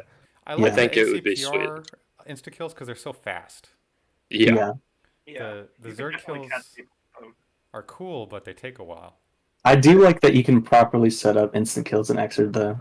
yeah. Yeah, Gold like- IK is awesome. Really cool. Yeah. Well, And it's that's funny how they become they become like optimal. Like Faust really can't guts crush you, but he can instant kill you. Same with Kai. Yeah. Yeah. Kai, it's like if you have 100 meter and you land a 5K and they're right at 20%, like the only way you're killing them is either burst super or instant kill. well, Yeah. that's gonna go ahead and be our segue. So, is there any last things you want to say about ACPR, guys? The Like, love you of should your play life. It's fucking godlike. It's a really good game, and it goes on sale for $3. I think it's on sale for $3 right now. Oh Yeah. my god. Go pick it up. Weekend. Play it. It's really cool. Even if you're just picking it up to mess around with, it's a really good game to mess around with because the Yeah. combos and the mechanics are really fun, even to just lab with. And you can learn more about it super easily through Dust Loop and through Replay Takeover, and through the fact that you can zip up your replay files and send them to your friends. It has a really good dust loop, even if a lot of the opinions on it are not good. Yeah. But like all the hard information on the site is really good for Plus R. Definitely. That was some intense appreciation. You guys are welcome to stick around for Zerd since you're Zerd players anyway. I'm gonna pull in 2 new guests here. So we have 2 excellent Zerd players as we move on to our new game here. Is Zenryoku not able to make it? I'm kind of sad that we didn't get to see him. Something came up and Zenryoku wasn't able to come today. But we have Babalu and Kaisogen, who is joining us. Did I say that right, Kaiser Jin? She'll tell us in a minute. Uh, Thanks for joining us, guys. Yeah, thanks for having us. Thanks for having us. Jacob, when did that Zerd beta come out? Oh, this one? I don't even I think it was remember. October. Yeah, October sounds what? about right. What year? October What last year? year. October Yeah, last year. yeah, very recent. 2022. Yeah. Okay, so this game has recently been revitalized, but even before that, I think one of the interesting things we were talking about is how our ACPR players here were also Zerd pilled. Like they started with Zerd, which Mhm. was I think everyone knows this infamous Zerd trailer that came out where they fought and then the camera swung around them in 3D. Yeah, Yeah. that was Insanely hype. one Even of the as someone best who fighting got game into trailers. XR in like 2017, that shit was insane. Yeah. Yeah, This goes it's hard. and I think um honestly it was like one of the greatest fighting game trailers I think I've ever seen. And I think they tried to capture a similar type of like wow with the Strive trailer, but that was more of a like wow, we're finally back, right? Yeah. But the extra trailer was just such a stunning display of oh my god, it's actually 3D and it actually looks good. Yeah. And there was like a story behind it too, where Arx has lost the rights to Guilty Gear for a little while, and they got him back, and then they revealed they've been working on this new game that's full 3D, but it kind of looks sprite based. Right. Yeah, it was an amazing aesthetic. I think it's still like top of the line. You know what I mean? Yeah. I mean Yeah. it's no wonder that like Arx just keeps getting contracted to do games for all these other companies, right? Like they provide the modeling and art style for DNF and Grand Blue Fantasy Versus and Dragon Ball Fighter Z. Like people really like that art style. Yeah, and all those games, like even those recent ones, they still look incredible. Like Yeah. it hasn't aged at all, and it doesn't really even look all that different from Strive, in my opinion. I don't know. Maybe Yeah. Ethan, you can say, uh, since Ethan's our local Strive pilled person here. Mhm. Ethan, when you look at Zerd, does it look all that different to you? Because XR it's definitely still a 3D game. It has a 3D game feel, but they're making a special effort to make it still look kind of like 2D anime. Whereas they're not really doing that in Strive. In Strive, they kind of just embrace the 3D. And in my opinion, I think that approach looks good. But XR still feels different to me because it feels like they're still trying to emulate the 2D anime aesthetic, but doing it in 3D. And they did a really good job with it. It's just that I think they still look different at the end of the day. Yeah. That's interesting insight. There's definitely something to be said about how like they are on different Unreal engines. I think Extra is on Unreal Engine 3 and Strive is on 4. Yeah. So with more like power available to you, you can maybe afford to go in harder on the actual like 3D look of models. Whereas when you have like a weaker engine with Unreal Engine 3, you have to be pretty clever about it, right? You have to like figure out other ways to maybe make models that don't look as great, like look good. And that's what they did, like with the cell shading and then continuing to embrace like the kind of 2D art style with the 3D models. Yeah, I think if if you haven't seen it, it's really interesting. But the video of how they manipulated the models so it would look cool in the cutscenes, and the way they cheat the actual proportions of the body figures and things like that to make it look better. Right. Really interesting. Right. Yeah. Uh, but yeah, I think it's interesting that you notice those differences, Ethan. We've been sort of talking about today how there's three different communities that each have their game. Uh, Babalu, what brought you to Zerd? When did you get introduced to Guilty Gear, and why have you chosen Zerd as your game of choice here?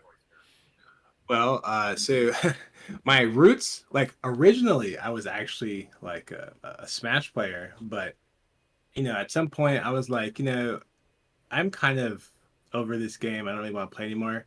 And I was starting to like get into fighting games more. I played some Street Fighter 4 and Marvel 3 and whatnot. But I really wanted to like kind of dive deep into something because I felt like those games like felt like a lot more interesting to me than playing Smash at the time. I had another friend who was also like a Smash player, and he was had been getting like he had been trying out Xrd, and it was right as Rev 2 was coming out.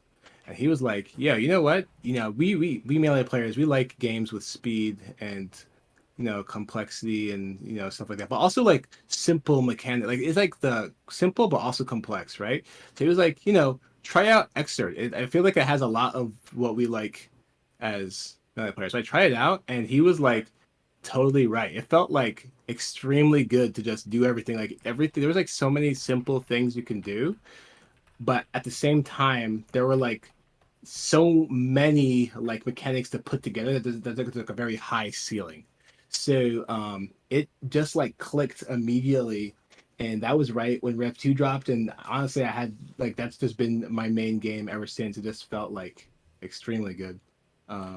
Didn't I wasn't always a Raven player, but the game itself just like the game, I feel like even if Raven didn't exist, the game itself feels nice enough that I probably would have had fun on like whoever I ended up on.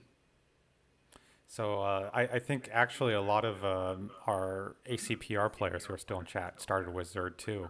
Uh, so I think that sort of the game feel and the wanting to look for a fighting game that was complex and could do cool things drew a lot of people.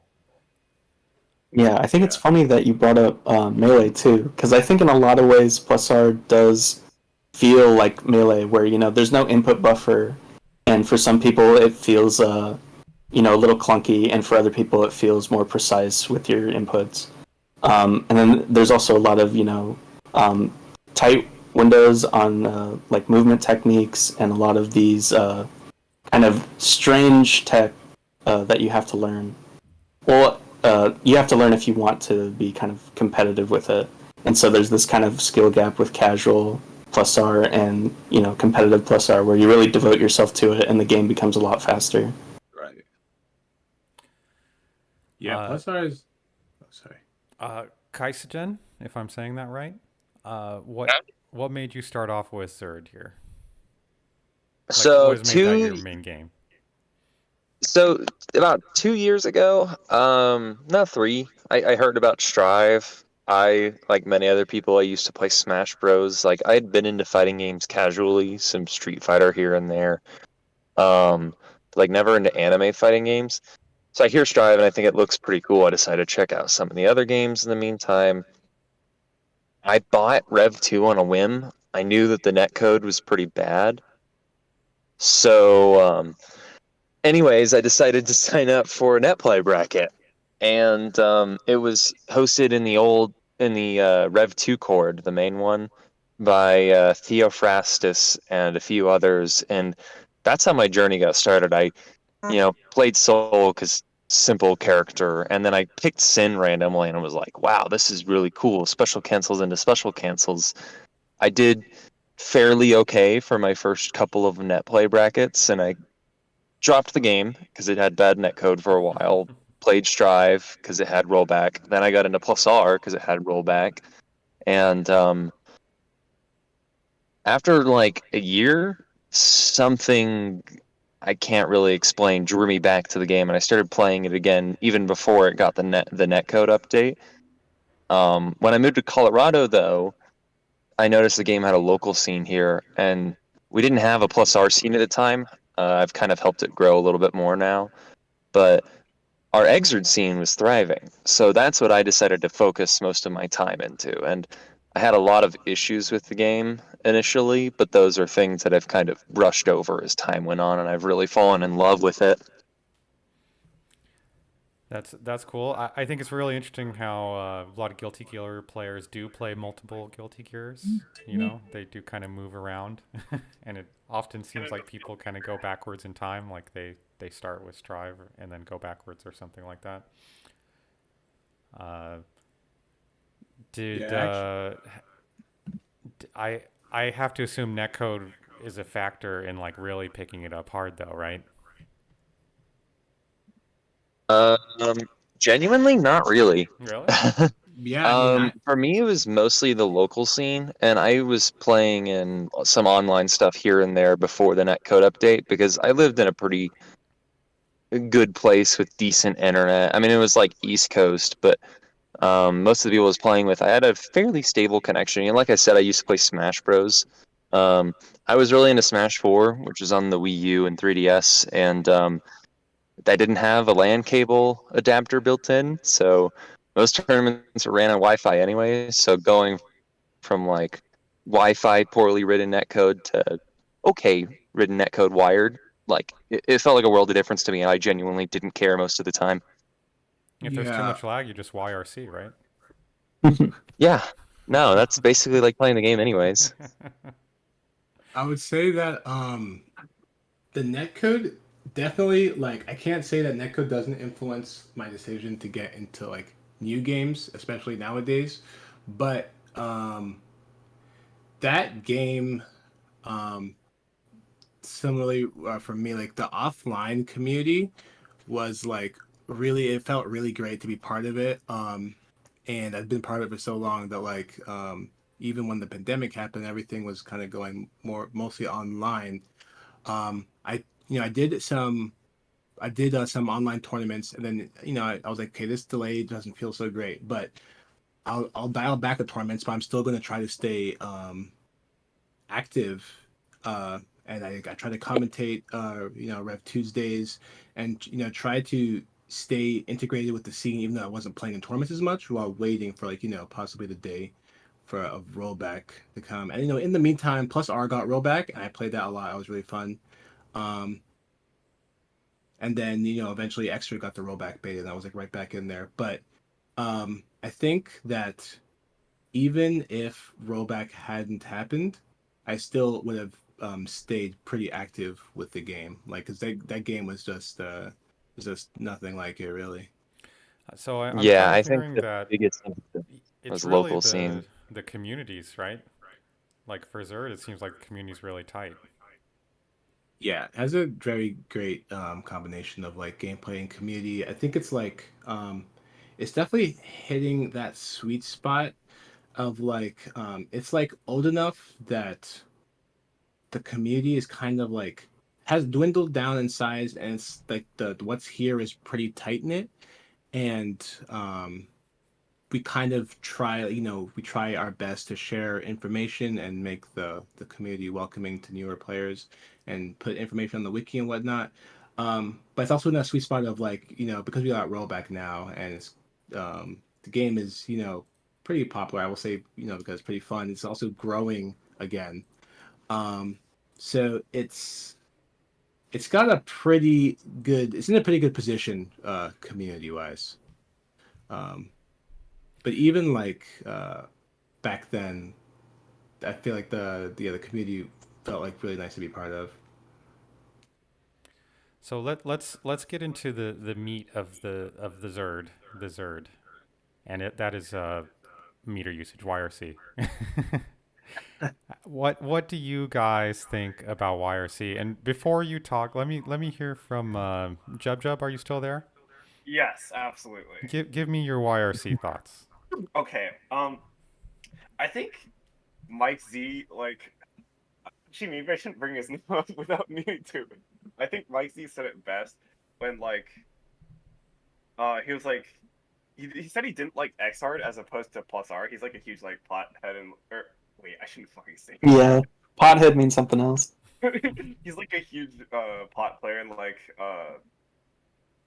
in plus R. That's why all those skullgirls quote unquote grapplers are the way they are. But I think it really like shifts the like YRC really shifts the dynamic around like sort of like what you're allowed to like get away with neutral and like for me it just feels weird like coming from plus R and like like Joy's doing like dive kick YRC and I'm like wait, why are you allowed to get away with that? You already like committed to the dive kick. And it just feels like really weird having to like contend with that. I mean, I'm sure it feels like fine if you're like starting from Xrd, but I don't know, for me it feels like when you do a move in Guilty Gear, you should be like committing to it. But I don't Jacob know. Mangetsu, before we get to the Zerd defenders, Do you have a feeling about YRC? So I've got a bit of a take. I mean, I think the slowdown is kind of lame, but in general, I don't mind YRC that much until it eats my inputs. Yeah, That's by the far part the I don't most like. infuriating part to me. Like, I could be in a head-to-head with somebody, right? We're both playing, we both YRC same frame, or they YRC like one frame before me, and then mine doesn't come out because because my input gets eaten, and I have to react to theirs happening if I actually want to YRC, right? Stuff like that always gets me super tilted when it happens, and it's a pretty common occurrence. If someone does like super jump forward button YRC, right, and I'm trying to YRC when I see them jump, and mine gets eaten, it makes me really angry at this video game. But besides Yeah, if you're that, playing for a few hours, it's gonna happen. Like at least a couple times. yeah. Besides that, I think it makes neutral interesting. I don't think it makes it more fun than if the slowdown didn't exist. I think it adds a layer of interest for me, and I do like that YRC really puts a heavy emphasis on set play. Like this is I think, in my opinion, is by far the most set play heavy Guilty Gear game I've ever played. Almost every character, well, I shouldn't say that. Many characters can do really messed up mix if they have 25 meter in the tank and they land like a sweep knockdown. And I personally like the set play game style. I know some people are kind of anti that though. I'm glad you said that because that's actually what I wanted to get towards is, love it or hate it, YRC kind of gives this game a very unique identity compared to the other Guilty Gears. Because once you get meter, it's really easy to set up some sort of schmicks. Right. And I'll say like I'm honestly as deep in the extras as I am, I actually am like I'm also not the greatest fan of YRC because of the flaws that I think it was Jacob mentioned.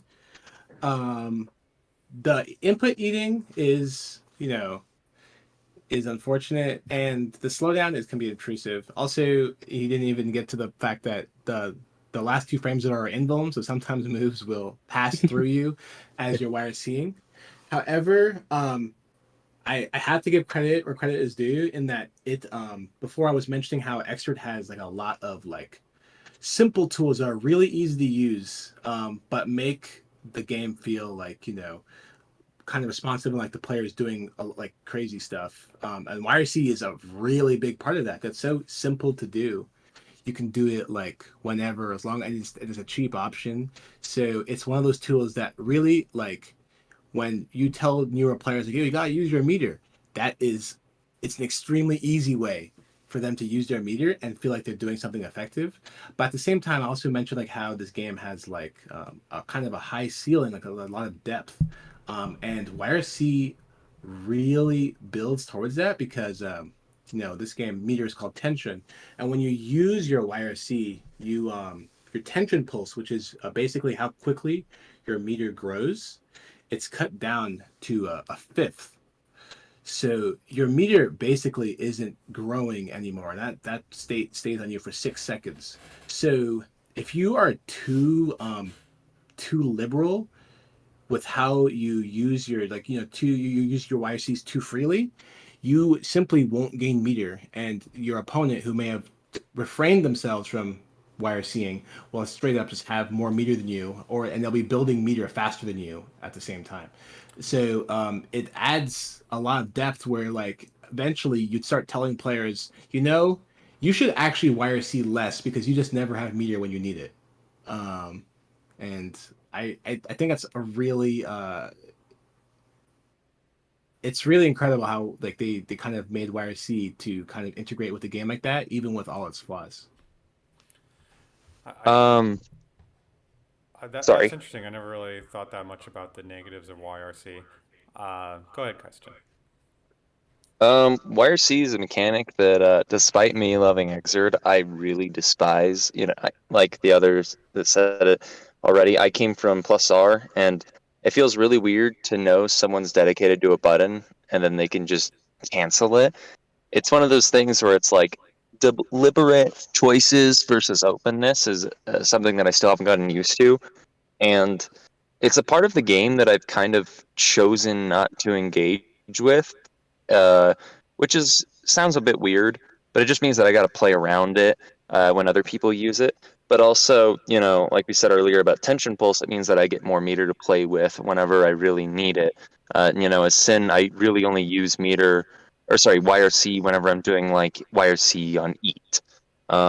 So it's kind of a mechanic that I don't enjoy using for multiple reasons, but I do think it makes the game more interesting.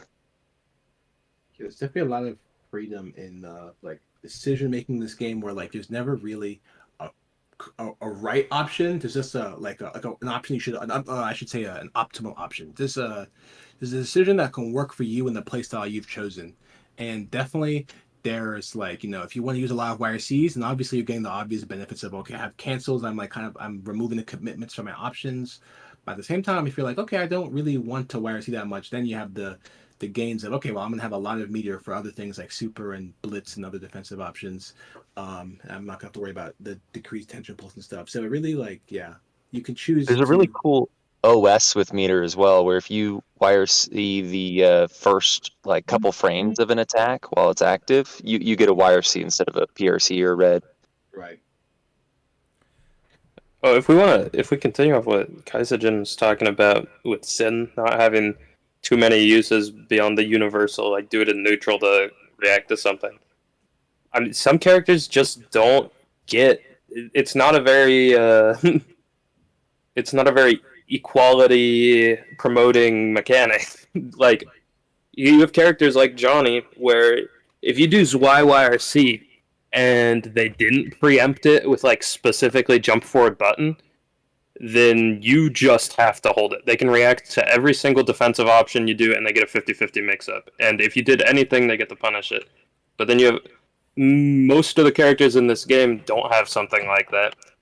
So it's true that not everyone can use YRC equally. In the case of Johnny, I will say that that's more a problem of Johnny's design itself. Johnny's design is so great that like he can just like YRC. If I could interrupt here just real quick, Kaisten has to leave. Kaisten, do you have a last thing you want to say about your love of Zerd? I would like to say that play Xrd. It doesn't matter how good or how bad you are. This game can be fun at all levels, and there's always room for improvement. And if you feel like you're not improving, switch your play style up. You don't even have to pick a new character. Yeah. There's always something you can do. Absolutely. Thank you for having me on. Thanks for stopping in. Okay, sorry to interrupt you, Bob Blue. You're talking a bit about Johnny's options.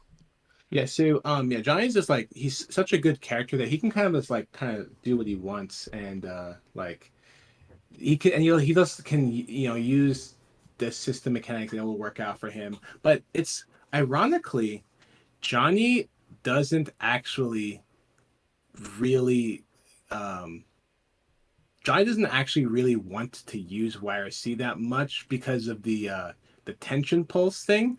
So it's why when you watch like good Johnny's play, they very often just have 100 meter and they just like sit on it because they don't YRC that much because they'd rather cash out on stuff like their super to kill you, or to YRC at you 4 times to lock you down. But like usually when you see Johnny's using meter, it will be like usually those 2 things as opposed to like a lot of other characters using it for like 4 or 5 different things a lot of the time. And it's really largely because Johnny is so good that he just doesn't really need to use it. So he'd rather just keep his tension up and keep his tension pulse high. Whereas worse characters will YRC a lot, which might mess with their meter, but they also have like a lot more things they want to use it for. So I feel like it is true that it's not all characters can use it equally, but I do think that like it adds to that list of universal system mechanics that make it so that every character has the bare minimum to function, which I think is a big thing in this game. Obviously there's low tiers, mid tiers, high tiers, but even low tiers are very viable in this game. And it's largely because of the system mechanics. I feel like giving everyone something.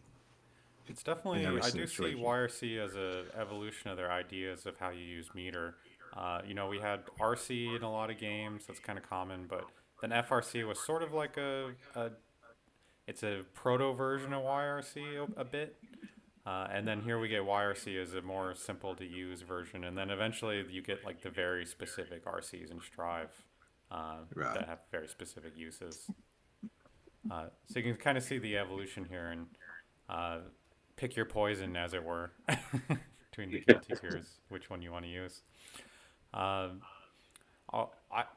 to go back to a point Jacob made earlier, it does seem like one of the flavors of Zerd is this sort of like heavy set play. Like we're seeing Raven on screen here. Raven, kind of a set play monster with his orb and glide mix-ups and everything like that. Uh, do you see that as a Zerd player as sort of like the identity, this set play heaviness, Vabaloo? There's definitely a lot of set play. There are very strong There are very strong Vortex characters. You have like Milia. Honestly, I wouldn't even say Raven is like the upper end. You'd have characters like Milia and Eno and Dizzy who are definitely trying to touch you once and make sure you don't play the game. So I will say it's pretty set play heavy, and I would even say that that is a very big part of the identity of the game. But this game has gotten a lot of balance updates, right? So you started out Sign, went to Revelator, then went to Rev 2. And something that actually happened in Rev 2 is that a lot of the Vortex characters who used to be top tier stopped being top tier, and a lot of the neutral heavy characters that weren't top tier or didn't exist, um, like, Venom and Faust and Kai, they became top tier. The game kind of mellowed out the balance changes that got put in, mellowed out the crazy set play that was in the game. So you had like a really good balance where like finally like the neutral heavy characters actually were kind of running the show. So I think it's actually like a really good balance, honestly, between strong set play and neutral control and space and zoning, space control and zoning and whatnot. And Johnny too. Obviously, Johnny is the best character in the game, and he was also a top tier in Revelator. But he's like more neutral, right? Neutral heavy I and more consider space control. YRC set play. That's why YRC is definitely set play, but again, we're using YRC here, so Yeah, use he Mir. doesn't need it. His strike throw is strong enough that he doesn't need the mix-ups. Yeah, he definitely doesn't need it. And also, if you can't subsist completely on it because your meter will stop growing. But he doesn't need it for sure. Jacob, you're complaining about set play, but you're playing this top tier neutral heavy character. What the hell, Jacob? Kai also has very strong set play, as enabled by YRC. Like said though, you have to spend meter to use it, but Right. it's something that most characters in this game has that I think gives it that identity.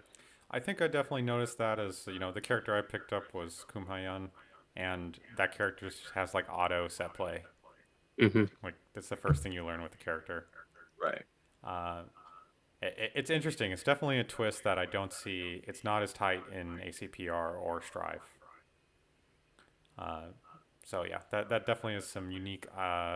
Just getting your setup really tight and then figuring out high low or whatever your character does is an interesting thing about Zerd for sure. Right. Uh, It definitely. Go ahead. I was gonna say, definitely between those three games, I would say one thing about set play in Xrd where it really helps to fit in is that it kind of Xrd is set play is where Xrd gets its damage. It's not really as high damage as Plus R or Strive, but it's not a low damage game, and that's largely because the stronger and tighter set play is where Xrd gets its damage a lot of the time.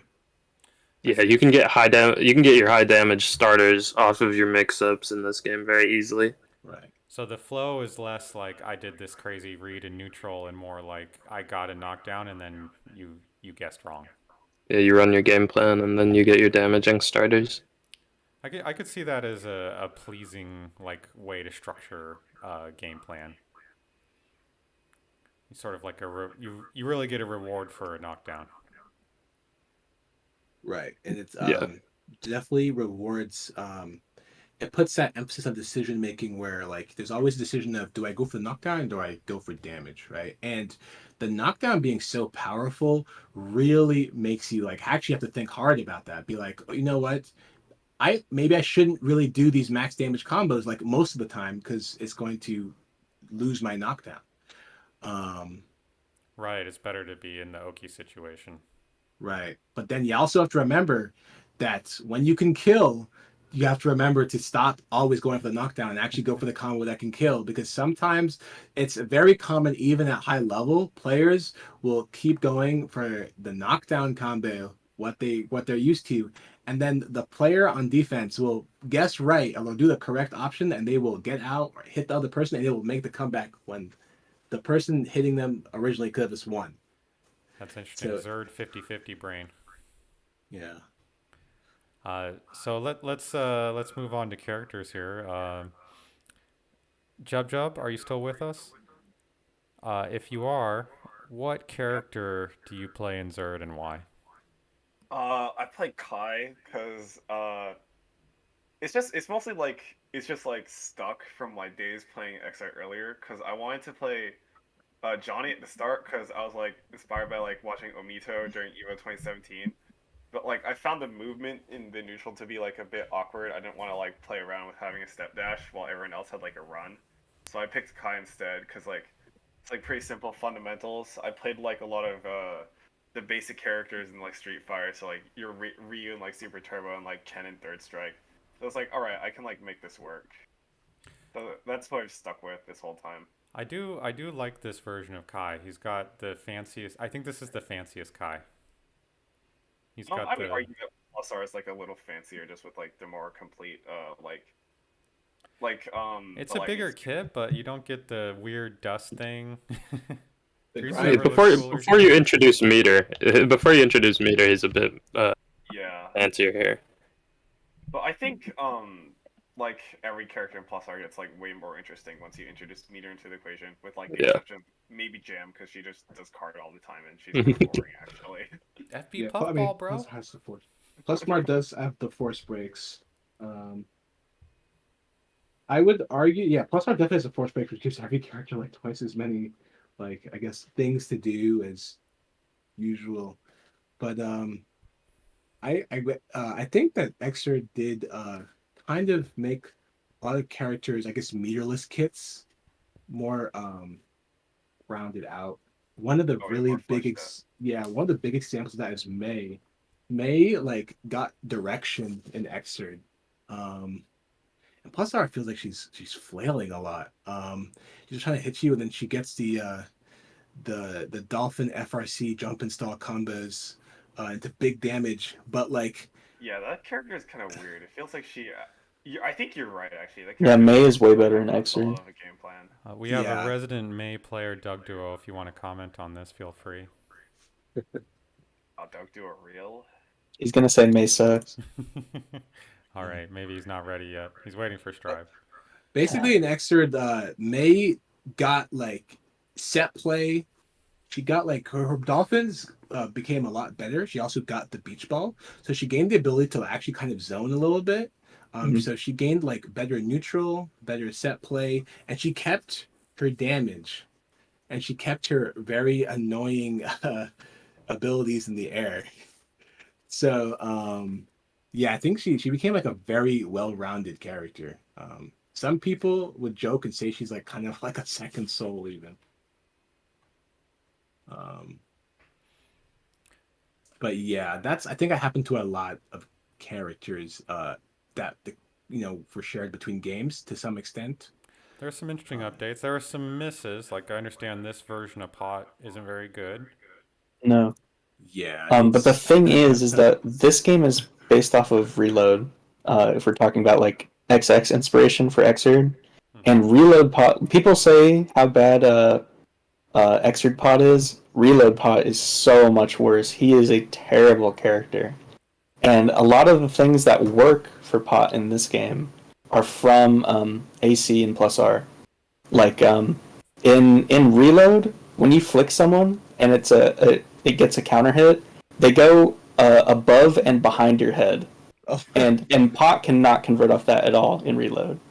And in AC and plus R, counter hit flick will ground slide you or wall splat depending on how close you are. And they took that and it carries over. And then the whole I forgot what it's ICPM, I think it's what it's called. Missile. Pot's kind of air combo ender that gives him a knockdown. He didn't have anything like that until AC. So even though that this game is based off of reload, Was that basically his like air pot buster basically? yeah. In vanilla AC, you couldn't really convert off of the air pot buster. It was more just a way for him to get a knockdown off of an air combo. Right. And you'll see in this game, see how he didn't do heat extend and he just got to tech out. So there's basically no point in doing just normal heat knuckle in this game, and that's the same way it is in reload. And unfortunately, they didn't carry over the AC property of heat knuckle, where it gives you a hard knockdown. Right. So a lot of the things that don't work about pot in this game are from reload, and a lot of the things that do are from the later version. He will want to do regular heat knuckle in the corner, specifically just because Just for the double, yeah. the double, yeah. But you're right. It is there really is no reason to do regular heat knuckle otherwise. Yeah. And we were kind of talking about this earlier when we were talking about plus R, how like it feels like it for a lot of characters, plus R is like the most complete version of these characters, where pot has a lot of like pot's JS in plus R will actually knock you down. And if you look at his JS, it's like a double hammer swing. Like it looks like it should knock you down, but plus R is the only game in the entire franchise where it does. And so just a lot of things about pot and plus R feel a lot more realized. And unfortunately, that didn't really carry over, and you'll see it in the tier list. Yeah. I think we also had this issue with Zato, right? In Exerd. No, Zato was actually really like overbearing in the initial. This always happens to Zato. He's always like overbearing Yeah. in the like initial versions, and then he gets like toned down later. They always have to make Ogawa cry. Yeah. Ogawa Okay, has so to- Rev 2 is the nerfed Zato. Yeah. pretty much. Sign was like really his peak, and that's like all downhill from there. Hmm. Yeah, he was top tier in sign. Yeah, the low tiers, pot definitely has he's kind of always been low tier throughout the entirety of Xrd. But the balance, I'll say this is where the fact that Xrd has so many like very strong universal mechanics shines, is that universal mechanics kind of really help the low tiers a lot. And you have, especially now post rollback, you have a lot of low tiers that are actually doing very well in tournaments. We're actually having updated opinions of the tier list, even, right? The last, I said post rollback, but even like the last major in America before the pandemic was Anime Ascension. That was won by a Bedman player. And then the first offline major after the pandemic, that same Bedman got second place. And then you also had Azato, who got top 8 at that major. And then one of the largest rollback tournaments that we had, like at all, was won by Azato. We had a very large Rev Tuesday last weekend, and it was much larger than we've had for a bit while. And a pot got second there. Answer is one of the best examples, because Answer, so many people for so long said that character was possibly the worst character in the game, and now a lot of people are saying he's high tier. So there's definitely like a lot to be explored. And even for the characters that didn't actually make it out of low tier, there's like so many like universal tools for them at least to use for what they're lacking as specific characters, that everyone can make it work. That's cool. Why did you choose your characters, Babu? So originally I was a Mei player originally. Back in Rev 2.0.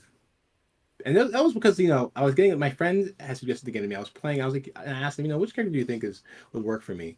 And they suggested Mei because they asked that she's well rounded, but they also they knew I like charge characters. I play like Dictator in most of the Street Fighters and Aryan and Third Strike and a bunch of other charge characters in other games. So they're like, okay, here's May. And I played her and she was a lot of fun.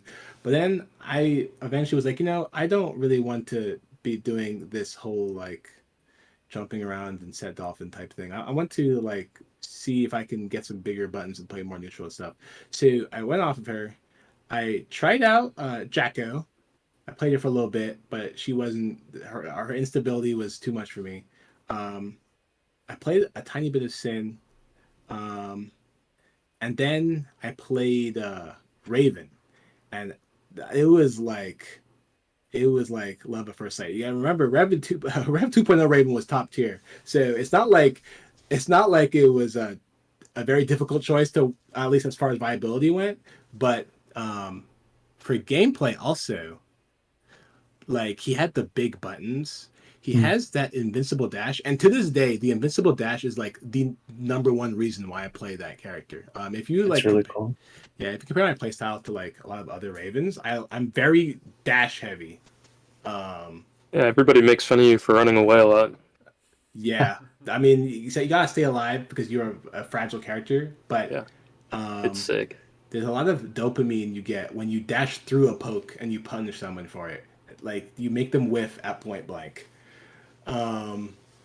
So it's like a lot of strong neutral tools, and I'm a lot about neutral control. A great neutral projectile, and but he's also got the set play for when he gets those knockdowns, right? Like even with all of this neutral control, when you get good knockdowns, you get very strong Oki, so you still get that part of Xrd, which is like not very, I'll say that's not like super common, I think, in Xrd, where you get like very strong meterless mix-ups while you're also a strong neutral based character. And that was definitely like more the case in Rev 2.0. In 2.1, when they nerfed him, ironically the nerf made him even more fun for me because they turned his ground orb into a very strong space control tool.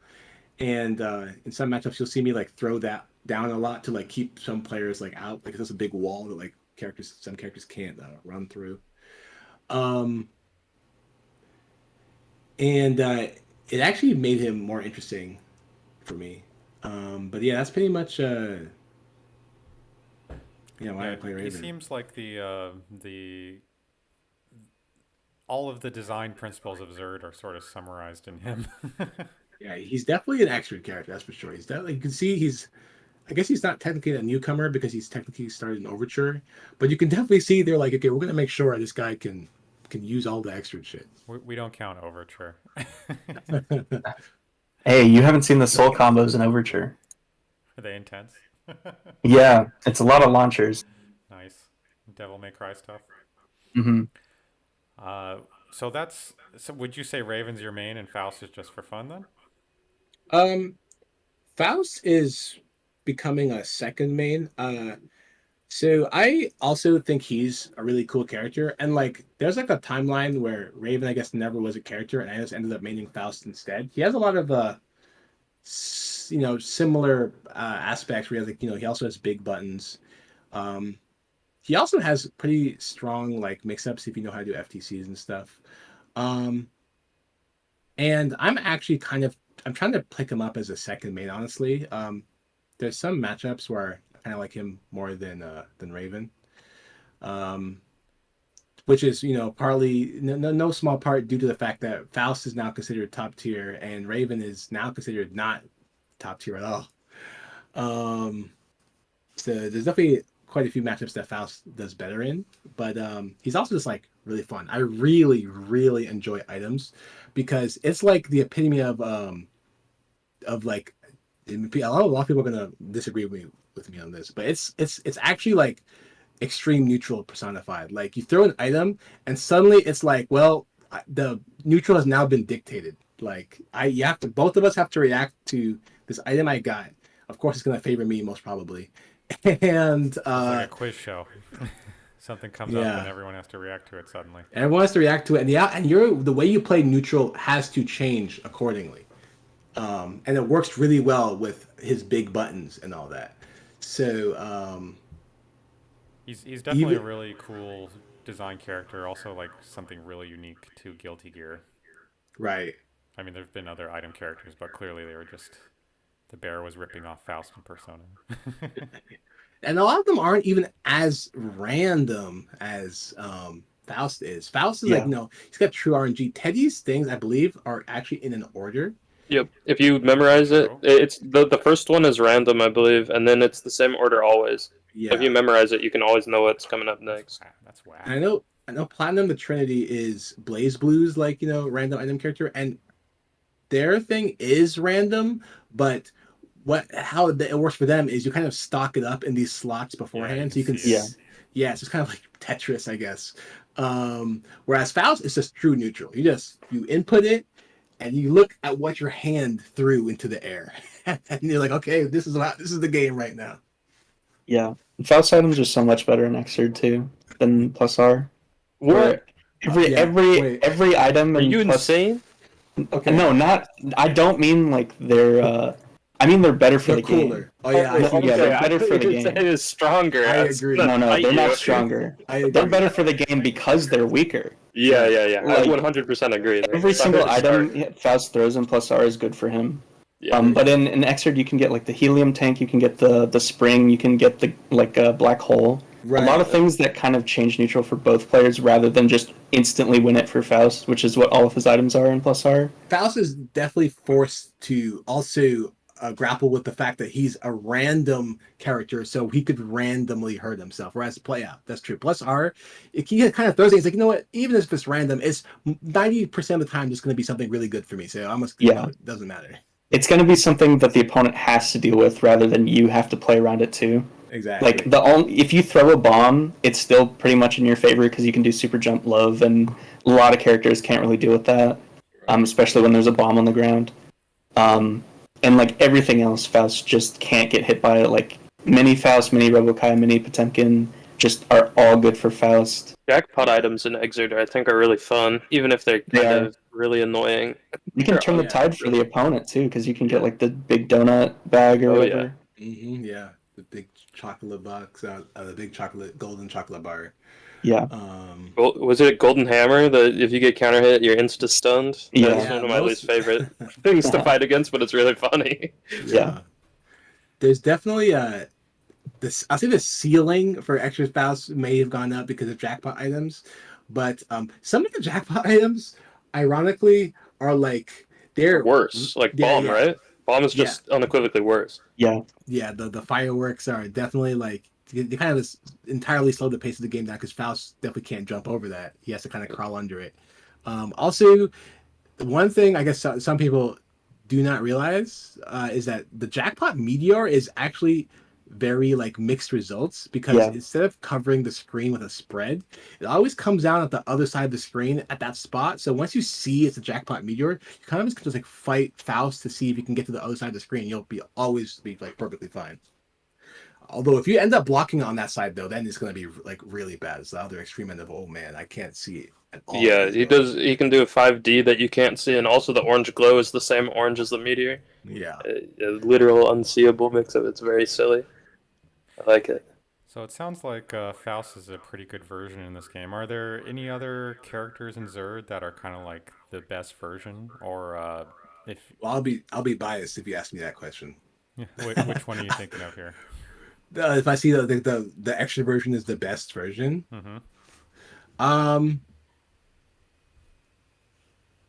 when you say I guess I should ask for clarification. When you say best, however you feel is correct. Venom, because Venom is definitely the best he's ever been, right? Like AC Venom's better. Like if you're talking about tier list, that's true. If you're talking about tier list, I meant in I guess final versions of games. Yeah, we can stop at final versions. Because AC, Venom, Assassins were all hella good in AC. Yeah. But yeah, in final versions of games, this is like the best Venom. And he still is very similar to his plus R version, so he's not really like you're not losing too much on the fun aspect, I'll say. Mm-hmm. Well, I guess one of the things about that question, I was wondering if you meant like best as in fun wise or best in viability. But I guess I'll try to see if I can combine the two. I think Um, Venom is Anything both. stands out either way. Personally, Venom is more fun, and well, he's much stronger than M plus R. right. But Jam? Oh, sorry. yeah, I was gonna say Jam too. Jam is like really over centralized with. Okay, maybe it's just the jams I get to play against here in North America. EX Puffball is one of the most annoying fighting game moves I've ever seen. Yeah. I think that Jam. Okay, well, there's definitely May, right? May is Yeah. like you said, the more well-rounded character in this game. I think Jam is in a similar spot. She's in a similar spot on the tier list in both Plus R and Xrd. I think she's like pretty high tier in both games. Mhm.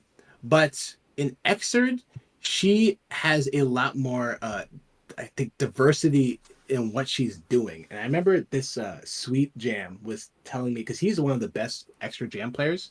Yeah. But in Plus R, he plays Abba. And I asked him that. I asked him about that. I was like, wait, why do you play Abba instead of Plus R Jam? She's strong in that game too. And he was like, Plus R Jam is the most boring character you'll ever see.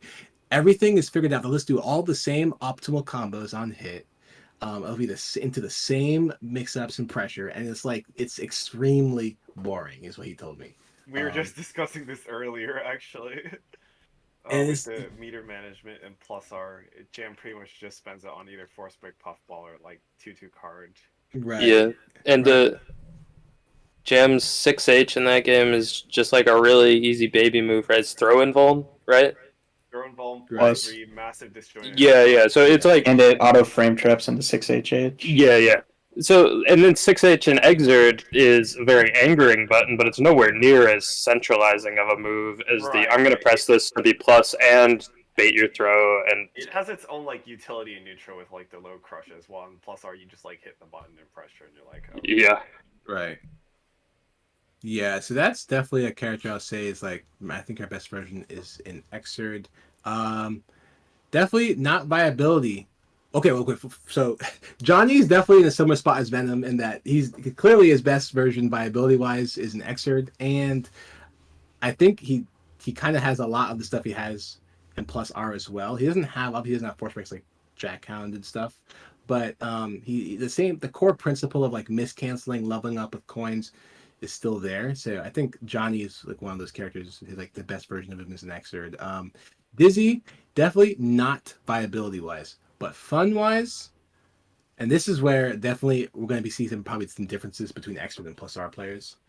I think Xrd Dizzy is a more complex and Easily. character. Easily. Oh, Dizzy and- is such a baby character in This Plus R. is such a cringe name. And she's so much Yeah. more fun to fight against. Yeah. Like double fish is so infuriating.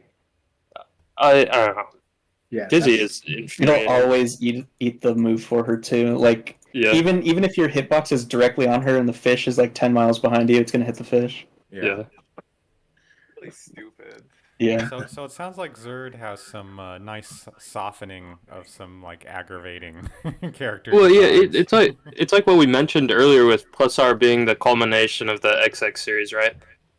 When they started Xrd, they already had those years and years of video games to start the base off of.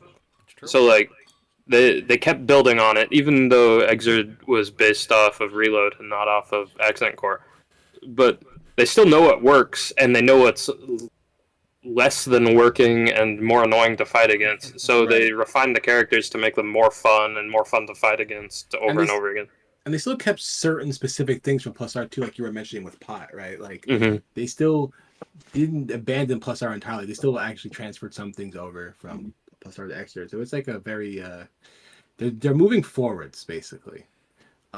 Did you guys and- like any of the newcomers? We already talked about Raven as sort of the apotheosis of the Zerd design principles, but we had Jacko dropping in, Kum, Sin.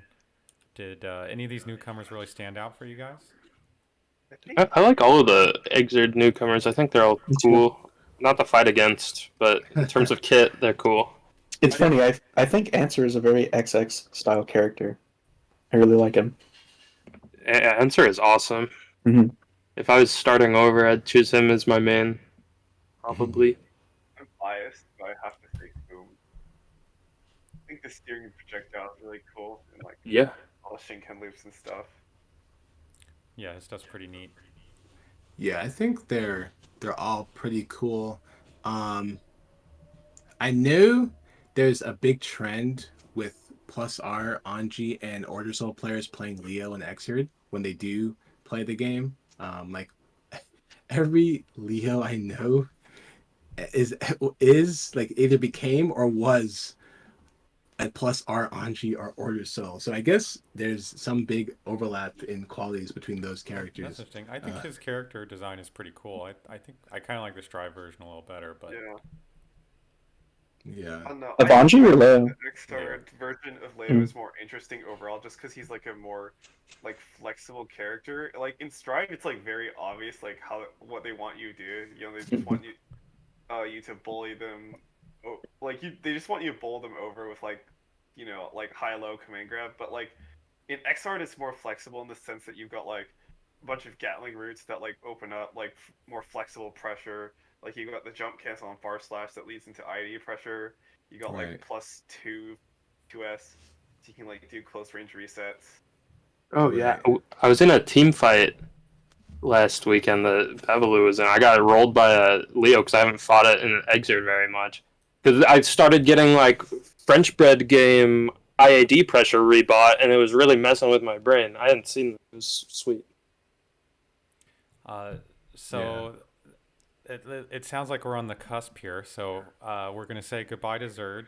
Any last minute professions of love for Guilty Gear Zerd before we move Um, on? Even though I think I'm more of a plusar player, I still have to say like XR like captures that magic Yeah. pretty much like maybe not perfectly, but like it's still just like a magical and beautiful game. I think it And really Yeah. can't be understated. and I I will think say Xrd has a really good community. Like plus R players can kind of like subsist on their own.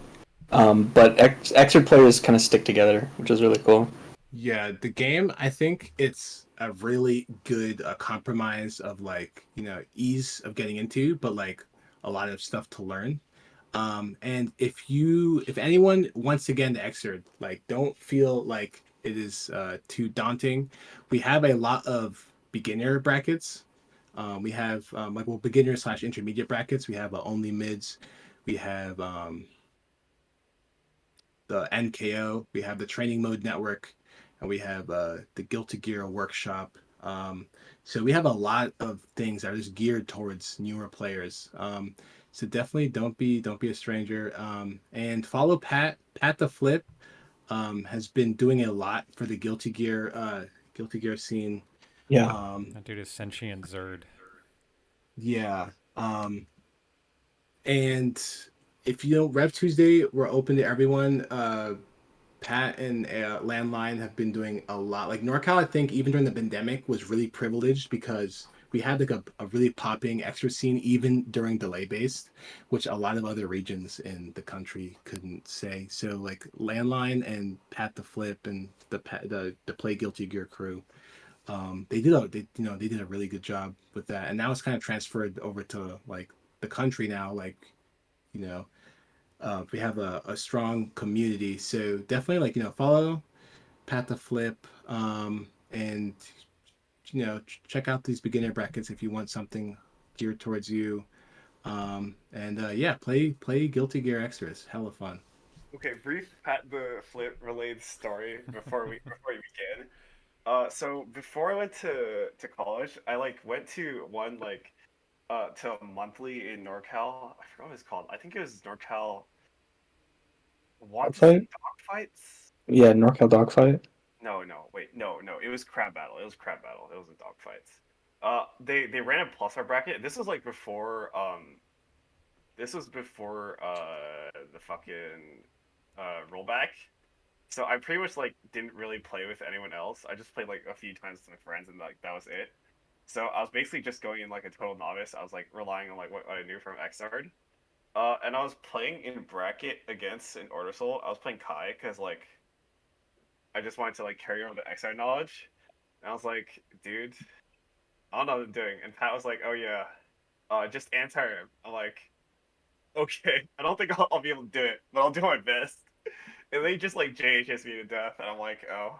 Yeah, the Kai Haas, he just got to mash 2H in pressure. It's It was it's a really funny weird. story. Yeah. Pat the Yeah, Flip's Pat- always trying to help people. Yeah, he's a very chill dude, and he's very good at the game too. And he knows how to speak and write very well. He's very For sure. I'm motivational. very inspired by his writing. Yeah. Also, something brief I wanted to say about both Plus R and Xrd is that if you go online and play, and you see one of these like top players like hyped for sliced bread or Pat the Flip, these people, shoot them a friend request. They will usually friend you on Steam, and you can talk about what you need to do better. Like they're very friendly, open people, even if they're kind of figureheads in the community.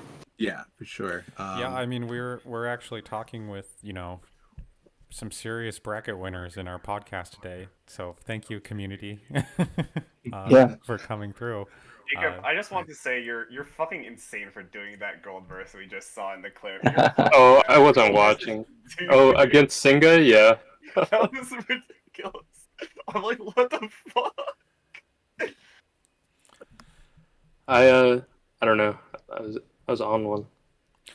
Okay, so we will now turn our attentions Thanks for having me. to a different Guilty Gear. Thank you, Babalu, for stopping in. You're welcome to stay for Strive if you like, of course. Thanks for having me. I actually gotta go, but yeah, thanks for having me, and good luck with the rest of this podcast. Thank you. Any professed Strive haters are welcome to exit the building now. We are bringing in Pull Up on a Kid and the Doug Duo to professed Strive lovers. I hope they're listening. Are you guys here now? Yep. Hey, hey. Hey, Yep, Doug I'm Duo. here. What's up? Hey, Pull Up on a Kid. Thanks for stopping in. So this is, of course, the Guilty Gear, somewhat contentious, but also much beloved, that now sort of dominates the current, fighting game community, Guilty Gear world. It was released during the pandemic. We talked a little bit about how netcode and these things have been really important for bringing Guilty Gear into the forefront. Of course, Strive released with it was one of the best games with modern netcode.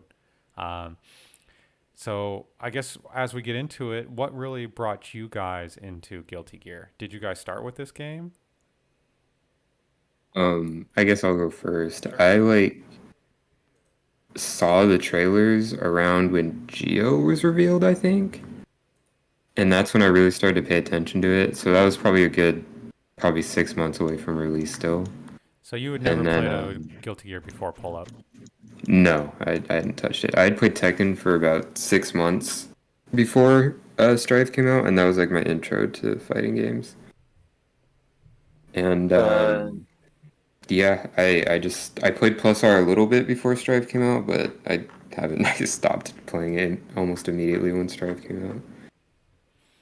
I think my intro to fighting games, if we want to be really technical, is Smash. But going Not into the only one. Our vaunted Plus R players, also some of them came from Smash and Xrd yeah, players.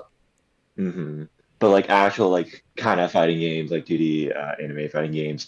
I think the first one would be Skullgirls, back in 2019 or 2020, something like that. And I played that semi-casually. I'm a okay-ish player, but the first Guilty Gear game that I played was actually Plus R, because I think I saw some VODs of it and I thought it was really cool, so I totally downloaded it legally, and tested it out, played it, and I had a lot of fun with it. And then I think I just saw, I didn't really see any of the trailers with Strive or anything. I just saw that it was coming out, and I was like, oh, you know what? I'll just try it out. So I just bought it.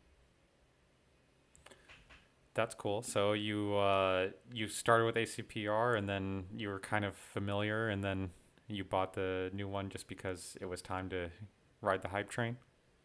Yeah. There was you can even see my influences from ACPR, because I still use the Plus R and control layout. I think it's layout A or something or whatever. Oh, really? Yeah. That's pretty funny. That's funny because I arranged my stick to play Tekken, and everyone looks at my control scheme and they're like, "What are you doing?"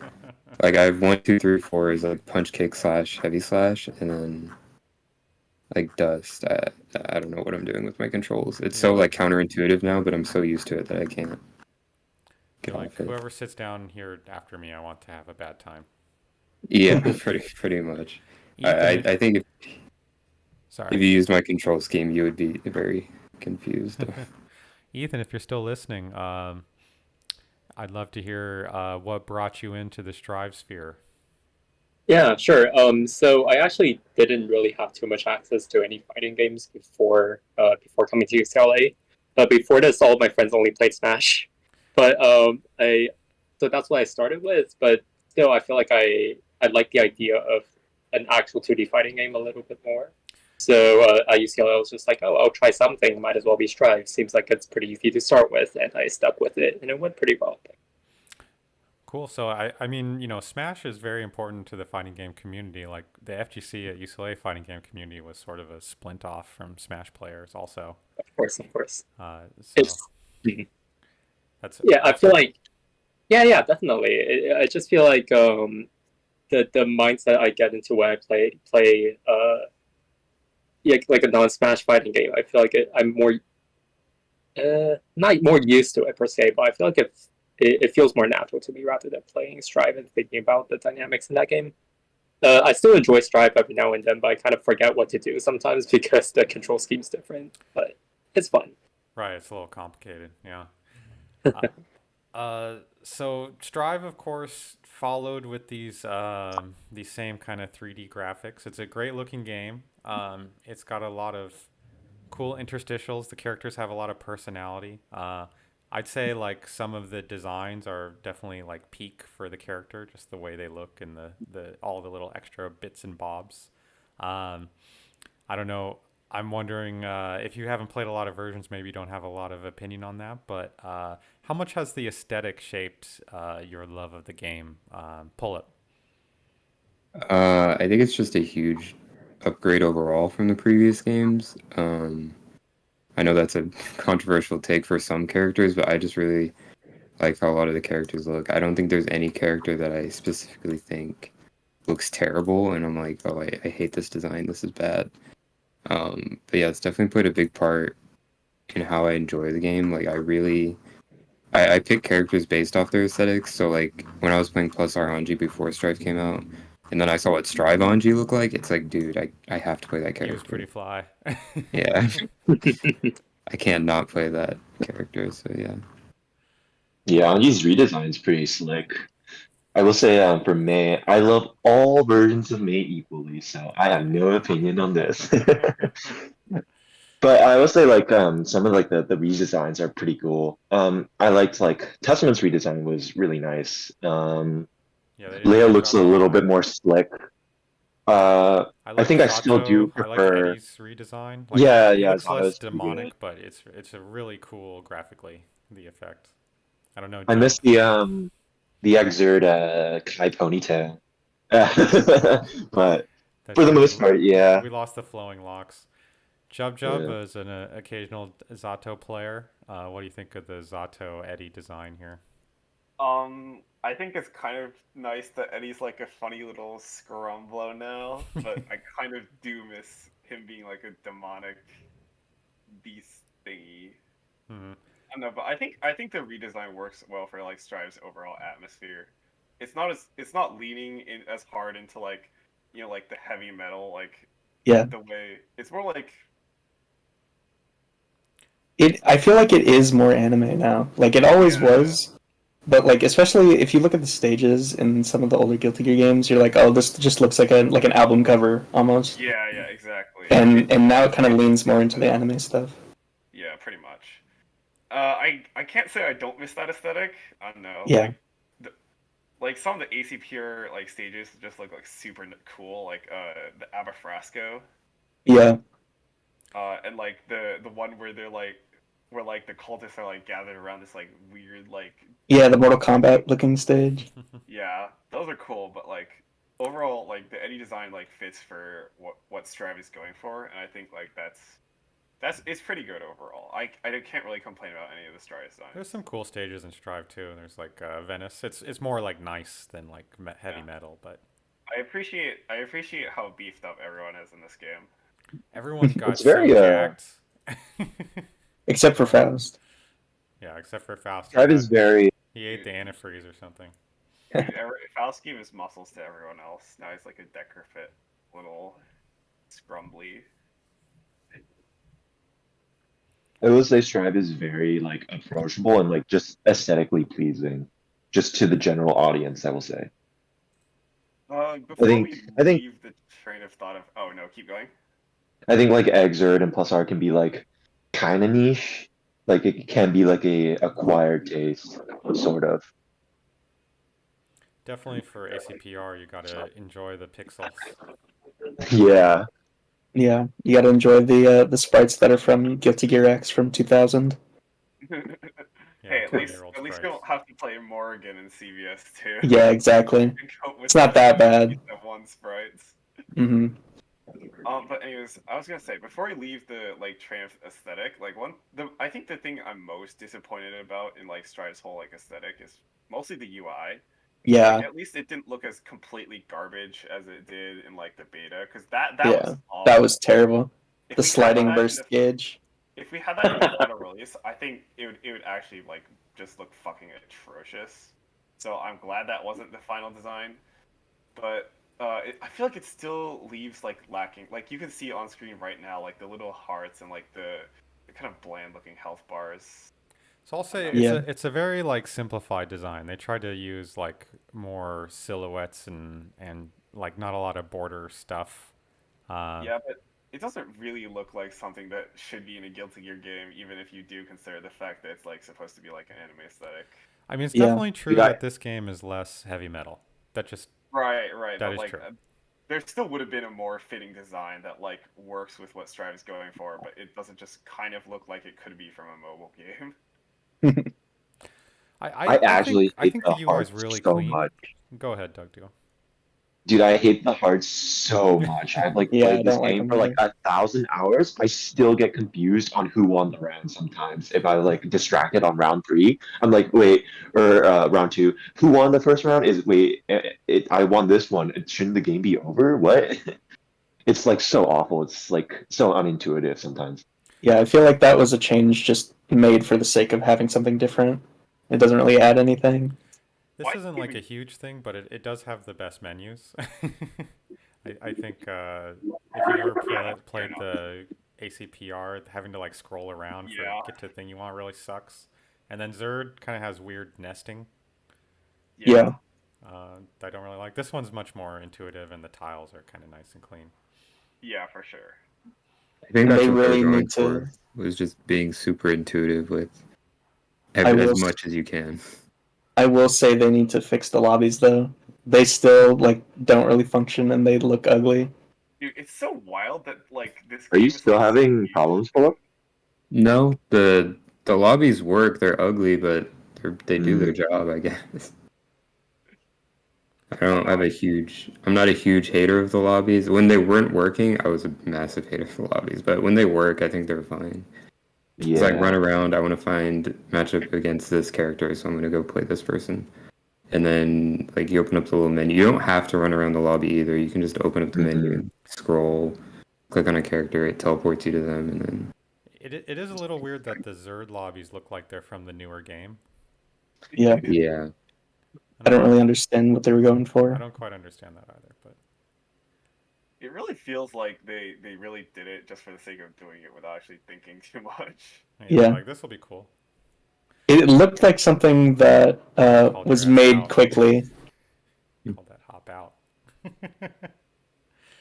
You think it was That's speed, an maybe? old Like it was code. easier to do it than code the 3D lobbies again? Yeah, I think because Strive was developed during the pandemic for a lot of it, and so I think some things they even said in some of the backyard interviews that instant kills aren't in the game because they didn't have enough time, and I think the UI and the lobbies are probably also because of that. That that makes sense. But let's say one pandemic development thing that was really important. Strive, when it's working, definitely has the best netcode I've ever seen. Really? Yeah, it's buttery smooth. It works like across oceans. It's just amazing implementation of rollback. It's pretty Yeah. solid. You can join Sometimes you can't the even tell the Japan login difference play people. between like IRL and like online if it's really good. I've felt worse offline sometimes, and I'll be like, I'll go to an offline event, and I'll be like, dude, this setup's so bad, it feels worse than Computer's chugging. playing online. Dude, the Yeah. PS4 setups are so bad. Yeah, I went to a PS4. local Yeah, PS4 recently. set- I was in pain. I couldn't I'd ID say for shit. most offline setups feel worse than just sitting at home and playing with someone. Like, For sure. it's so bad sometimes, and it'll be That's like, a real dude, testament to the netcode, right? yeah. Like nicer experience. I mean, the netcode's good for all of the Guilty Gears now, but Strive really, really has an impressive implementation. Oh man, when I would say it also speaks to the quality of the PC port too. Because when we play Plus R, we used to have to play on PS3 for in-person events. Oh my God. Luckily, we're shifting over to PC now, but the PS3 port is so bad. But at the same time, the only thing worse than playing fighting games on a PS3 is playing them on a PS4. PS4s are so bad. I feel like there's so much variance on PS4s. Like, you have no Yeah. idea what you're going into when you boot up a game on a PS4. It's true. Yeah, thankfully we're almost out of that console era. I think PCs are getting more and more standardized. Hmm. Yeah, so let's talk a little bit about character design. Why Angie pull up? What made you choose? Yeah, I think I kind of mentioned it before, but I just like how he looks. I was like, dude, he's cool. He just looks like he's fun. He is fun, even though I think a lot of people think he's too simple in Strive. I think you have to really like understand what he wants to do, like his ability to just condition people with like the most basic tools You've is really really stuck for interesting to him me. for a long time, and I think it's interesting to talk about Strive Angie because he is a lot different than his Plus R version. His Plus R version has like 9 more moves or something.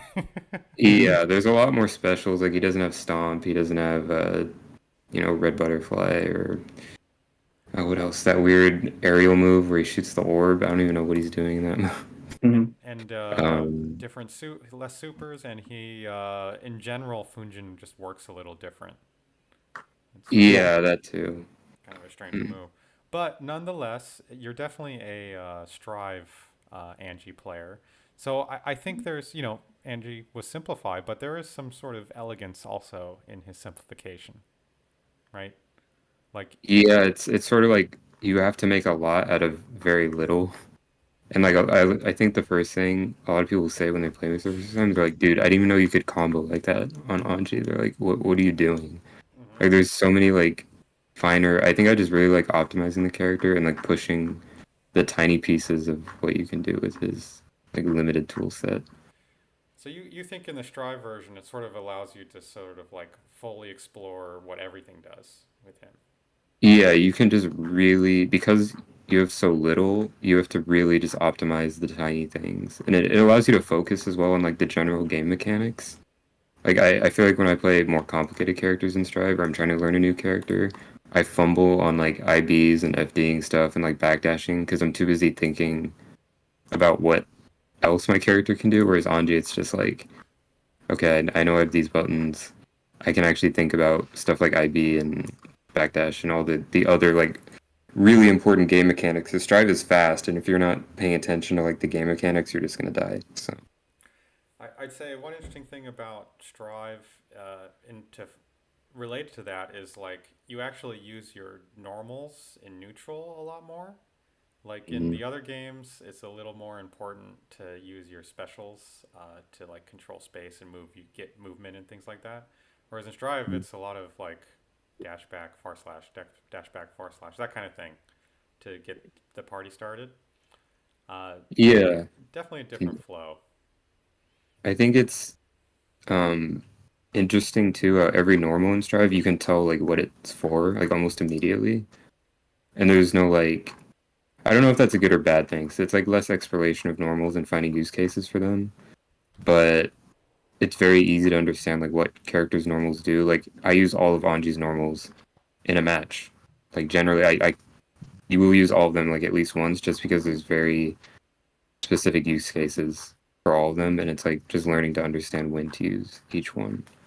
I think like the What do you think moves about this? being just a real quick thing. I think like the moves being like you see it once and you can like kind of quickly tell what it's used for is like a testament to like the good um visual design of like the game, like as opposed to like I don't know, like the pixel like fighting games where sometimes you hit a move and it's like they tell you, oh, that move is the best move the character has, and it's like a stubby, cute little punch. Yeah, You know, it's like, sometimes what do you need?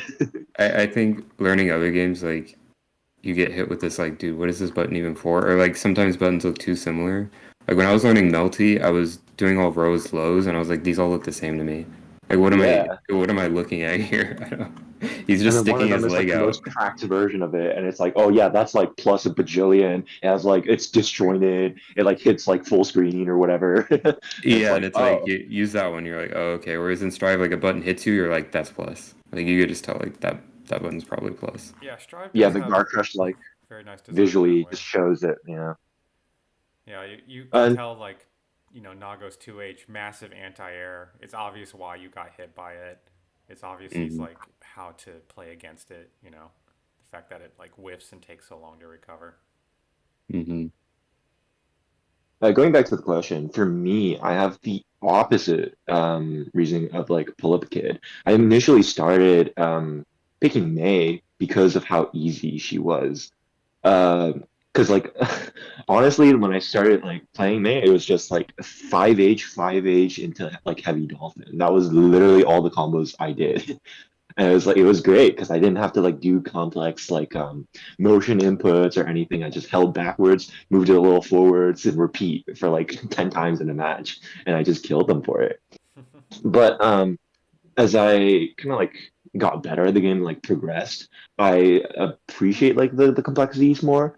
Like that's kind of a big reason why I've like started playing Happy Chaos and like learning like very niche like setups with May. Like for example, I've been using FD cancels, so I can it's like close slash 2H up dolphin into instant air dash, and you faultless defense cancel into a falling JK, so you can like combo better with it. And I think those kinds of like intricacies um, has been what I've been really enjoying about the game now, even though I started appreciating the game for its simplicity. Yeah, I think that's underappreciated in Strive. I mean, you both are great players, and when you play, you're super fucking active. So like Strive has, I think, been unfairly maligned for like the combo routes are definitely simpler in general, right? Like combo routes are easier. You don't have to like hit FRCs. But to the neutral to get those combos, watching you guys play, you're constantly in this RPS where you're doing these like micro dash setup, jump. You're constantly playing the other player all the time. Uh, No, you're giving me a little bit too much credit. I throw dolphins, bro. I throw dolphins. but at the That right is time. RPS. Yeah, Yeah. I think some of it is a little more unconscious in Strive, like the sort of like backdashing without even knowing what they're doing, sort of thing. But nonetheless, it's a very active game with a lot of like small little details, like just the very simple RPS around YRC, like when trying to block it, when it's going to come out. What are they going to do? They have to run forward to throw you. There's like a lot of different things you can fit into that. What is basically on its surface level a very simple thing, right? Like, oh, they do YRC, they get their turn back. Yeah, YRC is interesting. I know a lot of people don't like it. Um, Usually the complaint being that it's bad, but I still see at high level play YRC is used a ton. So I never really understood the hate for YRC, honestly, and I still don't to this day. Like, what if someone wants to jump in and explain why YRC is so bad or what they think That is on what end? Like if you pressure them and then you get like stopped by the YRC, or like you using the the YRC? user of the YRC. I've seen the sentiment User of that the it's like YRC? it's just a bad defensive mechanic is what people Hmm. or like I feel like I've seen that sentiment a bit. I don't know how true it is though, because I feel like I still see it used a lot, and someone YRCs are like, okay, You they definitely have to they use push me it off. like kind of unpredictably. You can't like use it at like a set time, otherwise you'll get baited for it. But it is a strong tool, even though it is a lot of meter. It is like 50 meter, which is a lot in Strive. But Yeah, and it does like stop their turn, and you can kind of do stuff on them. But that's about it. yeah, to me it's kind of like a last resort. Like I can't get this person off of me because the meter penalty for using YRC is huge. It's like 10 seconds where you can't gain meter at all after using YRC. Yeah. It's so long, and there's no way to get around that. So I think once you YRC, you really got to make something happen. But I don't know. What do you guys think about the way meter is used in this game? Like the fast RC, the PRC, sort of. There's option selects. Just the I think BRC is pretty new to this game, right? And all the sort of ways you can use it, kind of like YRC and Zerd, to kind of trigger a slow down mix up. I think this is the peak of the Roman cancel system. Nice. I don't think it's been better before. I think it's just very easy to understand, like what each Roman cancel does. It's like, okay, this one, the purple one is for whiff, red is hit, blue is movement, yellow is defense, and then you're just like, okay, I get it, and that's you just use them in different ways. And I think it was a big improvement when they changed fast Roman cancels to give you meter back.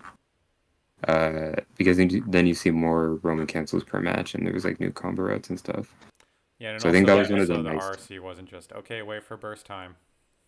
Yeah, fast RC is like you're committing to doing the combo or whatever. So, and I think the different meter penalties are interesting too because BRC combos are almost always optimal, just because you can start gaining meter back during the combo because the meter penalty is so low for BRC. So like Yeah, it's you like what, 2 seconds or something? It's pretty Yeah, short. so you can start squeezing in like routes. Like Anji has a route where you can start with 50 meter and end with super because you BRC during the combo that you build the meter back to use super. That's So pretty funny. I don't know if that makes I explained that properly, but yeah, like you can spend 50 during the combo, and when you end the combo, you have 50 again. So stuff like that is pretty interesting. Ethan, do you feel like the Roman cancels are easier to understand in this game? Easy to understand, definitely. And I was looking at iCard just before this, and I realized like in Strive, if we talk about BRC or PRC, like the slowdown is not full screen, unlike what it is in iCard, I believe. Like YRC and iCard is full screen, right? Like the slowdown. You're still what? Sorry. Oh, sorry. Hold on. I think they were just saying that in Exert, the YRC slows down time throughout the full screen, while BRC in our game has to be within a certain range. It has to be sort of close. Yeah, that's I don't- definitely true. Is this better now? I think Much better. Yep, that's good. yeah, maybe my AirPods weren't working properly. Anyways, so I feel like now RC and neutral just plays like a different role. It's not that RC doesn't have a role in neutral, like drift RC still gets you towards your opponent or whatever, but it's not like just full screen pause, let me see what's going on, now I react to whatever you're doing kind of thing. And I think that's good. Even though as like an Axel player, that's technically bad for me because I always play at full screen and you're like, I can't slow down my opponent at full screen, whatever shall I do? But I think at that's least a you have good a thing, super and for overall that. it's pretty great. Yeah, it definitely yeah. incentivizes Strive's goal of like making you get in because you have to be close for the slowdown effect to work. So That's you true, definitely want yeah. to be close enough where you can see your opponent like throw out a move. You can like BRC or PRC to like react to it, and it kind of makes a very expensive but very interactive like sequence in that regard. Yeah. You have But to win neutral it's beforehand in a way. yeah. And wires, and it's also a little bit more costly to do BRC and PRC compared to YRC, right? It's 50 meters out of 25. That's true. So yeah, that's just another difference. And again, I think it's a better change compared to, well, because YRC is such a big part of XR that I don't want to say it's like a bad design or anything. It's okay. They but said it was a bad pretty- thing. Yeah, Yeah. it's a big difference to be sure. I think they I just thought, like, should have the- toned down a little. The idea is okay, just the fact that it's so easy. I think the exert system or like 25-meter option was really nice though, because I think like competitively, the Strive 50-meter is like perfectly fine, especially with how much meter one character can build, you know. But like I think on a casual level, I think it would be really exciting or really cool to have like 25-meter options that people can just use like all the time. Yeah, They do. Yeah. But yeah, I understand what you're saying. I think Babalu was saying it sort of creates a layer where it gives you an easy way to learn how to use meter. Mhm. Whereas in Strive, you kind of have to start with 50 meter RC, like just combo extensions, and it kind of takes a while for you to learn how to use meter in neutral. Yeah, because if you get hit like all the time, you're not building the 50-meter in a round. So you don't even get the chance to use it. Whereas in like Exert, like you can get hit and you don't die as fast. So you'll almost assuredly have some chance to play with your meter. Right. Unless you get like viciously like looped by some character. I don't know. Speaking of like changes to try to like prevent vortex, Strive has a very, very unique mechanic that I don't think is any other game, and it is the wall. What do you guys The think wall. about the wall? Oh no. The infamous wall. Okay. I mean, technically, there's the King of Fighters stages match, but we don't talk about that one, do we? Is there a wall in a King of Fighters game? No, the King of Fighters stage in Smash Ultimate. Oh, okay. Oh yeah. We'll ignore that one. We don't need to talk about that one, though. Pull up. What do you think about the wall? I think it works for the game, but in another game it would be horrible probably. In this game, it's just like you need that quick like reset, because if someone comboed you for like 60 something percent in Strive and then they got to pressure you again immediately, well, I mean, I guess if they break wall with super, that happens anyways. Yeah, But fucking safe jump. At least you have to spend for it. yeah, you but then there's positive bonus, so I don't know what the point of the wall is. I don't like notice it in a way that bothers me, or like I feel kind of neutral about it. I think we're just too used to it. Yeah, I think I'm way too used to it happening that I don't like even think positively. I go back to like regular games and it's like, what the break the walls, get me out of the corner, fuck it, man. Yeah, like, there is You like definitely in other games you lose in the corner, like it's just over. That's very common in a lot of fighting games. Yeah. I think the wall is probably the most counterintuitive part of the game, and they probably could have designed it a little bit better, just because when you're starting out, it's like what breaks the wall and what doesn't. Yeah, you have to learn about. And wall you health. have to play for a really long time to know when you're gonna break the wall. And a lot of times you don't want to break the wall because you want to like reset them in the corner, Yeah. and then you have wall slumps and like Oh, you get into no. all that nonsense. So Yeah, my characters give me a slightly warped perspective of the wall. Since May, whenever she breaks the wall, she's probably killing you. And if Happy Chaos is breaking the wall, it's probably going to be a win con. Otherwise, she's going to wall slump you to death. Yeah, both are bad. Yes. Yeah, the interesting thing, I guess, which you guys are kind of hinting at, is the wall gets you out of the corner, but usually gives the other person like a pretty heavy advantage, even if they let you out of there. That hasn't necessarily helped you, and then you can also choose to just not break the wall, right? Like, Mhm. so it's in some ways, I'm not sure it's completely helped new people. Yeah. It's just another interaction, another way to interact. Yeah, I mean, Yeah, knowing when to like, knowing when to like break the wall, knowing when to drop combos, so yeah, you preserve the wall health is like something that you have to like, not consciously, but like subtly keep in the back of your head, like every time you're slowly approaching the wall. You have to know, looking at the health, looking at the resources. Do you want to break the wall? If you do break the wall, will you be in a good position and all that? So you have to like change your combo route accordingly. You have to like do all that. Yeah, even Yeah. though Strive combos are simpler, there is so much like on the fly combo changing because of the wall. I think the wall is like their way of saying, yeah, the combos are simple, but because the wall's here, you're gonna have to think constantly about what you're doing with your combo and like where you are on the screen. It is another layer of interaction. Yeah. Uh, Jub, you have any feelings on the wall? Uh, Feelings on the wall. I don't know. I feel like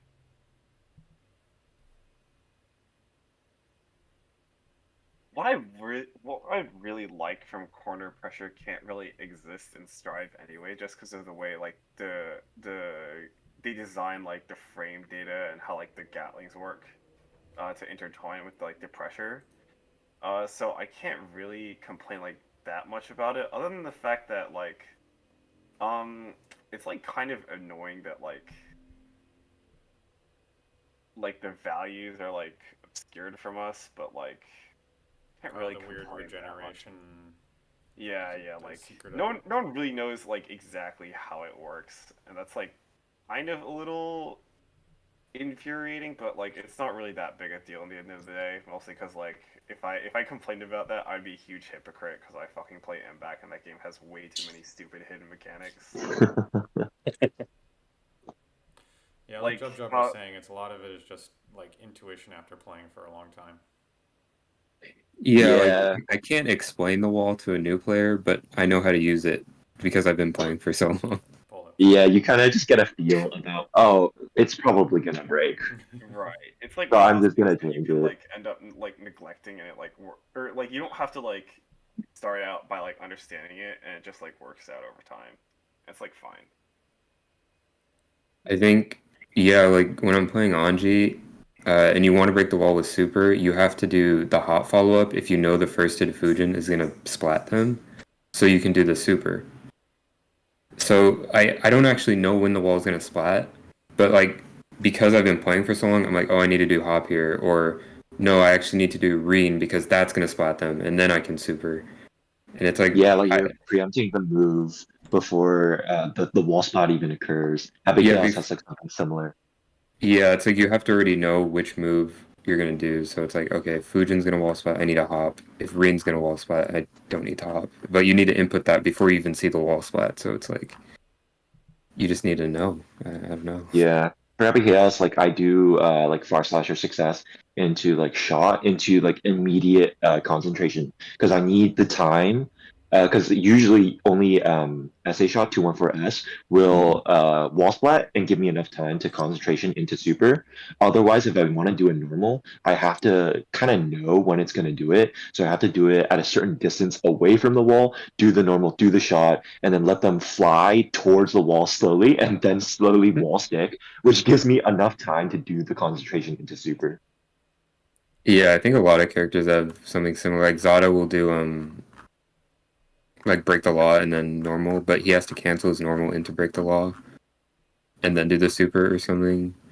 Or like Yeah. unsummon summon, and then Sin, he can only eat on a wall break if he splats them with a normal, but you have to know the normal's gonna splat, so then you do like normal eat and then your ender, so it's interesting. I didn't know that about Sin. Yeah, Show my Sin knowledge. he can't splat with a special eat and then break the wall. There's not enough time. Interesting. But if you splat with a normal, you can do the eat special and then do your wall break ender.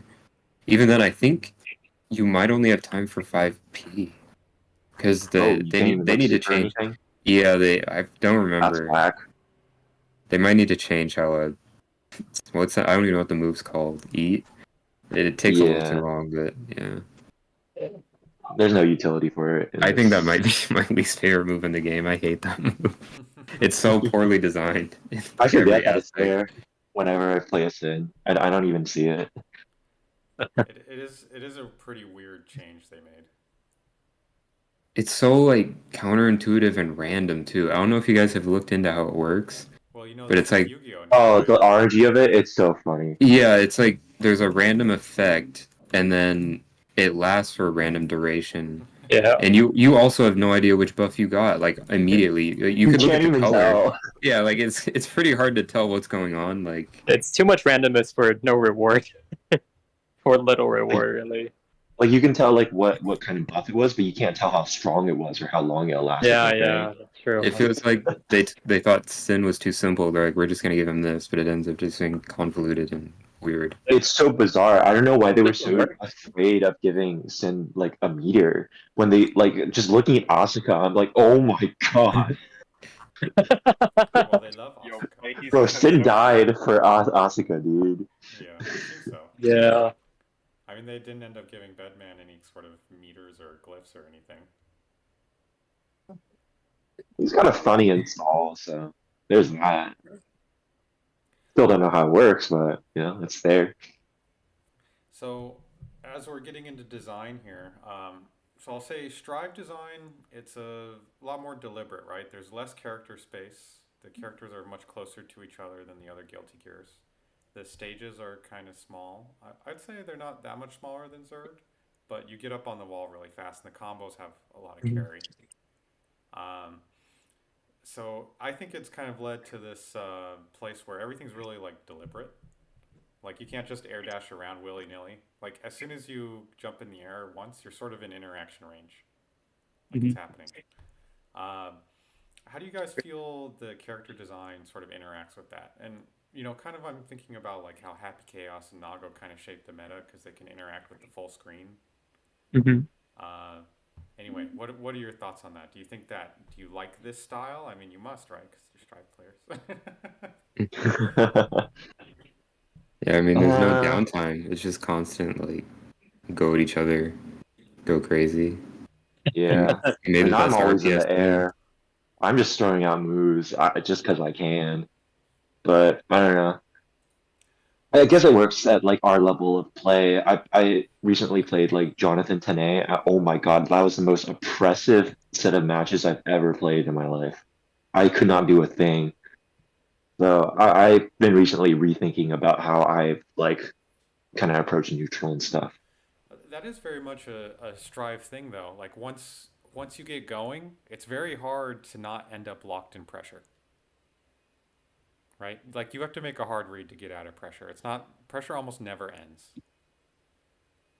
Right? Yeah, if you Yeah, the don't, situation only gets worse, especially like with some characters. Like Happy Chaos when he knocks you down and gets resources. Um, Nago if he puts you in like a strike throw and then you eat one of them. If you get like BSU'd, you're in an even worse position and Mm-hmm. stuff like that. Even pull up, you played a little Baiken and Angie. Once they get on you, you have to find a way out of that situation. yeah, I The feel onus like is on that's you. just part of the game. Like, there is sort of I don't know, because people say like the defense, it's like it's not interactive, but I feel like you do have to like interact on defense, and there's a lot of knowledge that goes into what you need to do on defense, and there's a lot of just playing against certain characters, because getting out of their pressure is, like you said, it's infinite if you don't know what you're doing. Like, you're just gonna sit there and block, and then get hit, and the counter flashes across the screen, and you're dead. So Yeah, but I guess as Doug Duo was saying, it does mean that you're like constantly interacting, right? yeah, there's a lot of interaction on defense. Yeah, even yeah, defensively you interact a lot. Like I've been doing a lot of IBFDs, FDing, just being on the lookout of how they're gonna pressure me, and that like influences how I choose to like get out of that pressure. Mm-hmm. Yeah, it's also interesting because from the perspective of me playing like Axel as owner, it's you really feel how small the screen is sometimes, both in terms of how your full screen tools just go literally full screen, like Ren's full screen, Command Grab's full screen, where for example in Exarch they wouldn't be. But also if you guess wrong, like if you just like do 2H, goes across the ground, but your opponent air dashes in, they're just in. And you just have to think about defense for like the next 20 seconds until we get out again. It definitely contributes to the fast-paced nature of it, but also sometimes you just have to make a guess, hope you guessed right, and if you didn't, well, you're going into the defense loop where you're like, okay, how do I get out? How do I get out? How do I get out? And earlier when we were talking about walls as well, I was thinking because like I think walls are supposed to make defense slightly less frustrating. It's like at least after a loop of stuff in the corner, sometimes there's sweet release. At least you can go into neutral again, even though your opponent has advantage and stuff. And from my perspective, I have I like wall breaks, whether it's me being broken through a wall where I'm like, oh, I can breathe again, I can at least see what the neutral situation is, or I wall break someone else, which doesn't really happen too much, but still, in that case, I'm back in neutral where I'm winning again. So all of those things can change if I play against like a Happy Chaos, for example, who can basically do zoning better than I can because he literally hits full screen anywhere. In that case, then I have to rethink my strategy and think, okay, I have to kind of be aggressive on Happy Chaos now. It's like, how do I do that? And so, yeah, it's an interesting set of things to think about, and it changes definitely which with who I'm playing against. I think the aggression of the game, plus risk, plus the high damage of the game, makes like a lot of these situations, like you hear it often, like guess for game, like very very common in this game, especially if you have a lot of meter and you just force your opponent to guess like, oh, here's like 5 50-50s, just guess for game. Yeah. Do you guys enjoy that kind of casino nature, the way that you can like make you get huge payoff from your aggressive setups? Yeah, I think it's fine. Mm-hmm. I think it's just gotten used to, and when you do block the mix, it's just like a dopamine rush. It's like, holy shit, I actually blocked that. Oh my and then you can god. go crazy. Yeah, it's like, I'm crazy. Block string is different in Strive. Yeah, surviving a block string feels so good. Like, Doug probably knows, like, I play him all the time, and when I survive, like, 100-meter Happy Chaos mix, and then I just hit him, it's like, dude. Yeah, I'm so crazy. man, I'm so crazy at this game. I'm doing mix I've never done, and he's still blocking. I'm like, shit, my bad. You guys have a kind of different approach to the design issue. Like, if we say the meta is warped a little bit by Happy Chaos and Naga, which I think is true, Pull Up, you don't play them, and then Doug Duo, you learned how to play them. What kind of shaped your approach to that? Why'd you make those decisions?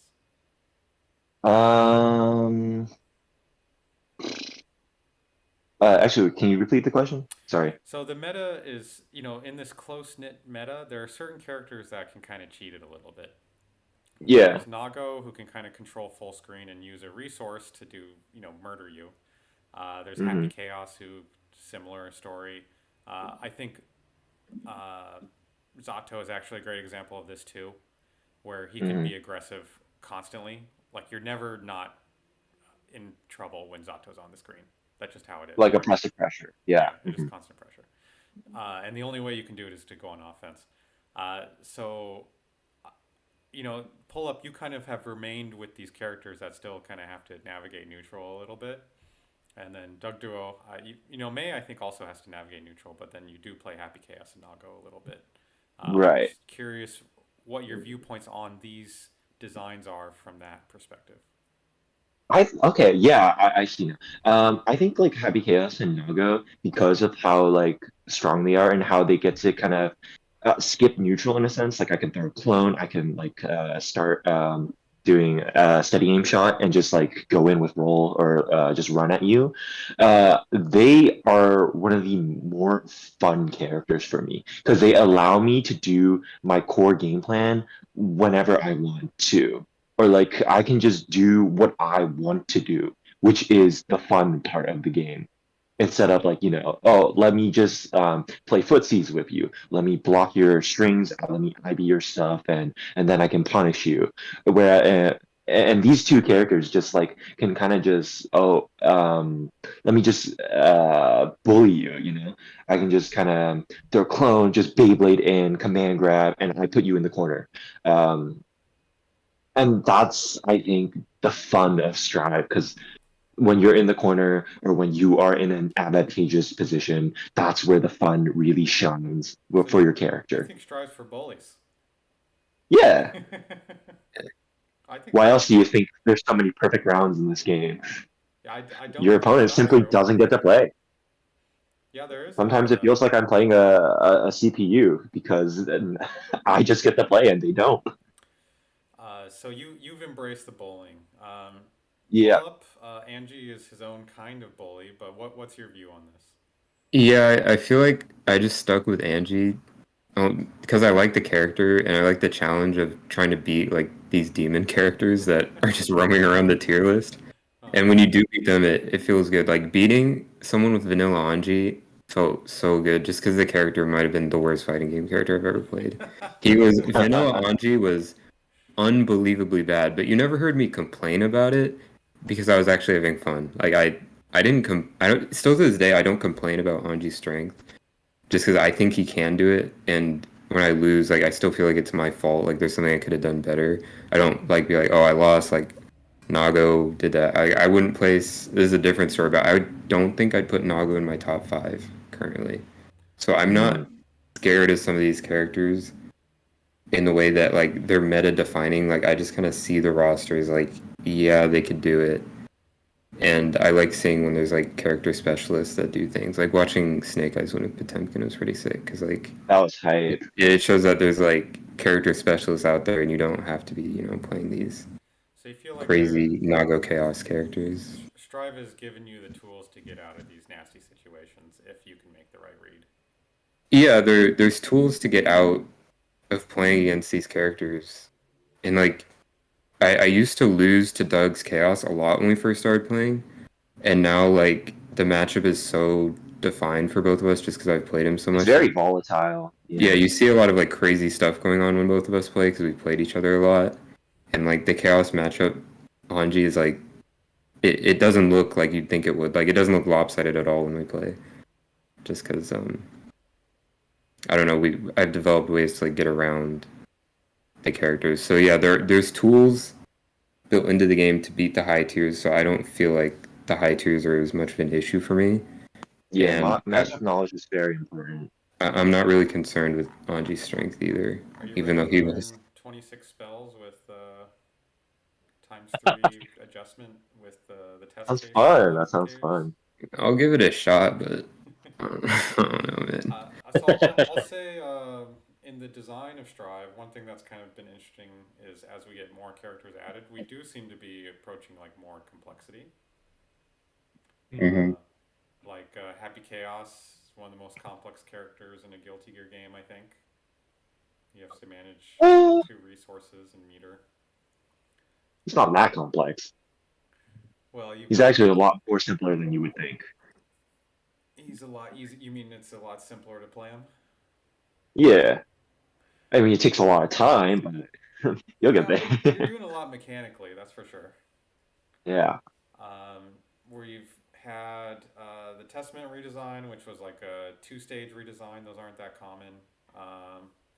There was, I think, Bridget, maybe not all that different from her Plus R version, but just for Strive, has a lot of different ways she can move and do things. She's like very different from her Plus R She's version. very different. I wish she had her plus R movement. There's no way they would let that fly, bro. Yeah, that would be kind of broken. Bro, Strive. I was watching the trailer, right?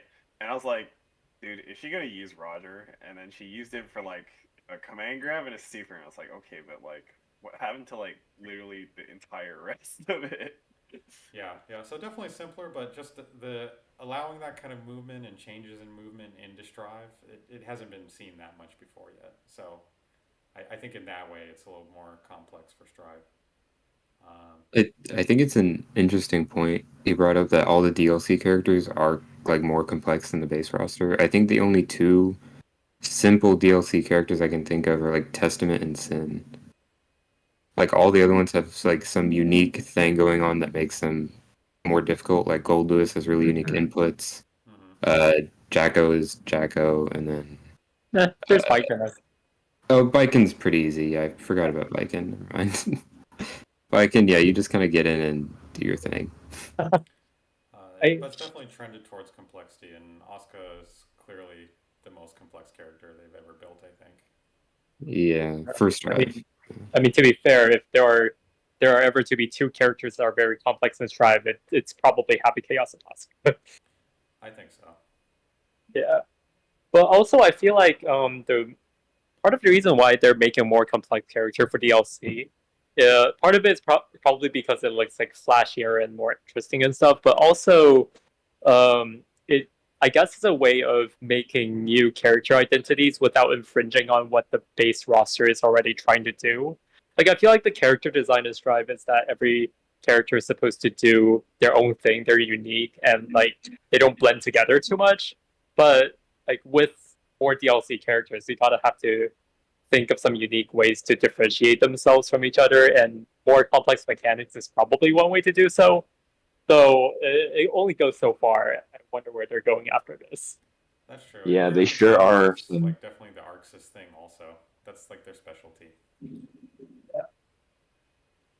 They are sure some mechanically complex zoners out there in the DLC. They do like to There's so many zoners, man.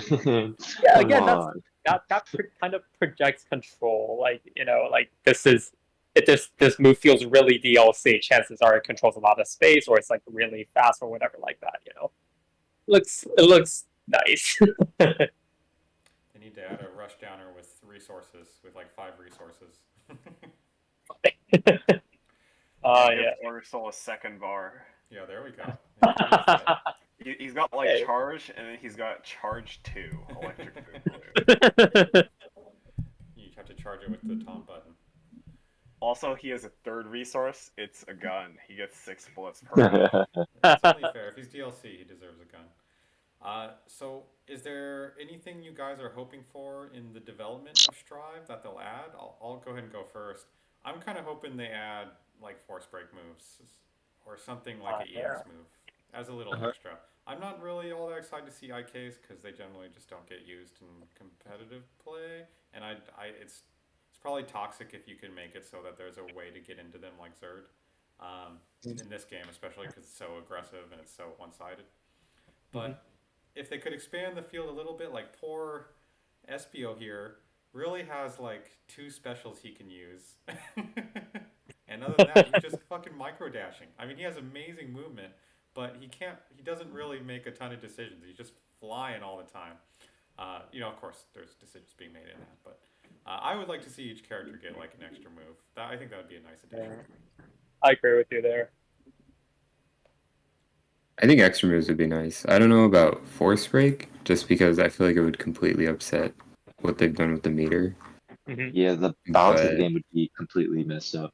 Yeah, but an extra move or 2 would be nice. Like just everyone gets a new move, and that's how it is. And then that'd be its The own regular balance extra issue. move would be better. Yeah, just a new special for everyone, or some like maybe it doesn't have to fill a gap in their toolkit, because then I don't think the point of a new move should be to fill a weakness. They like doing that with Tekken balance sometimes, and it was really annoying when I was playing Tekken.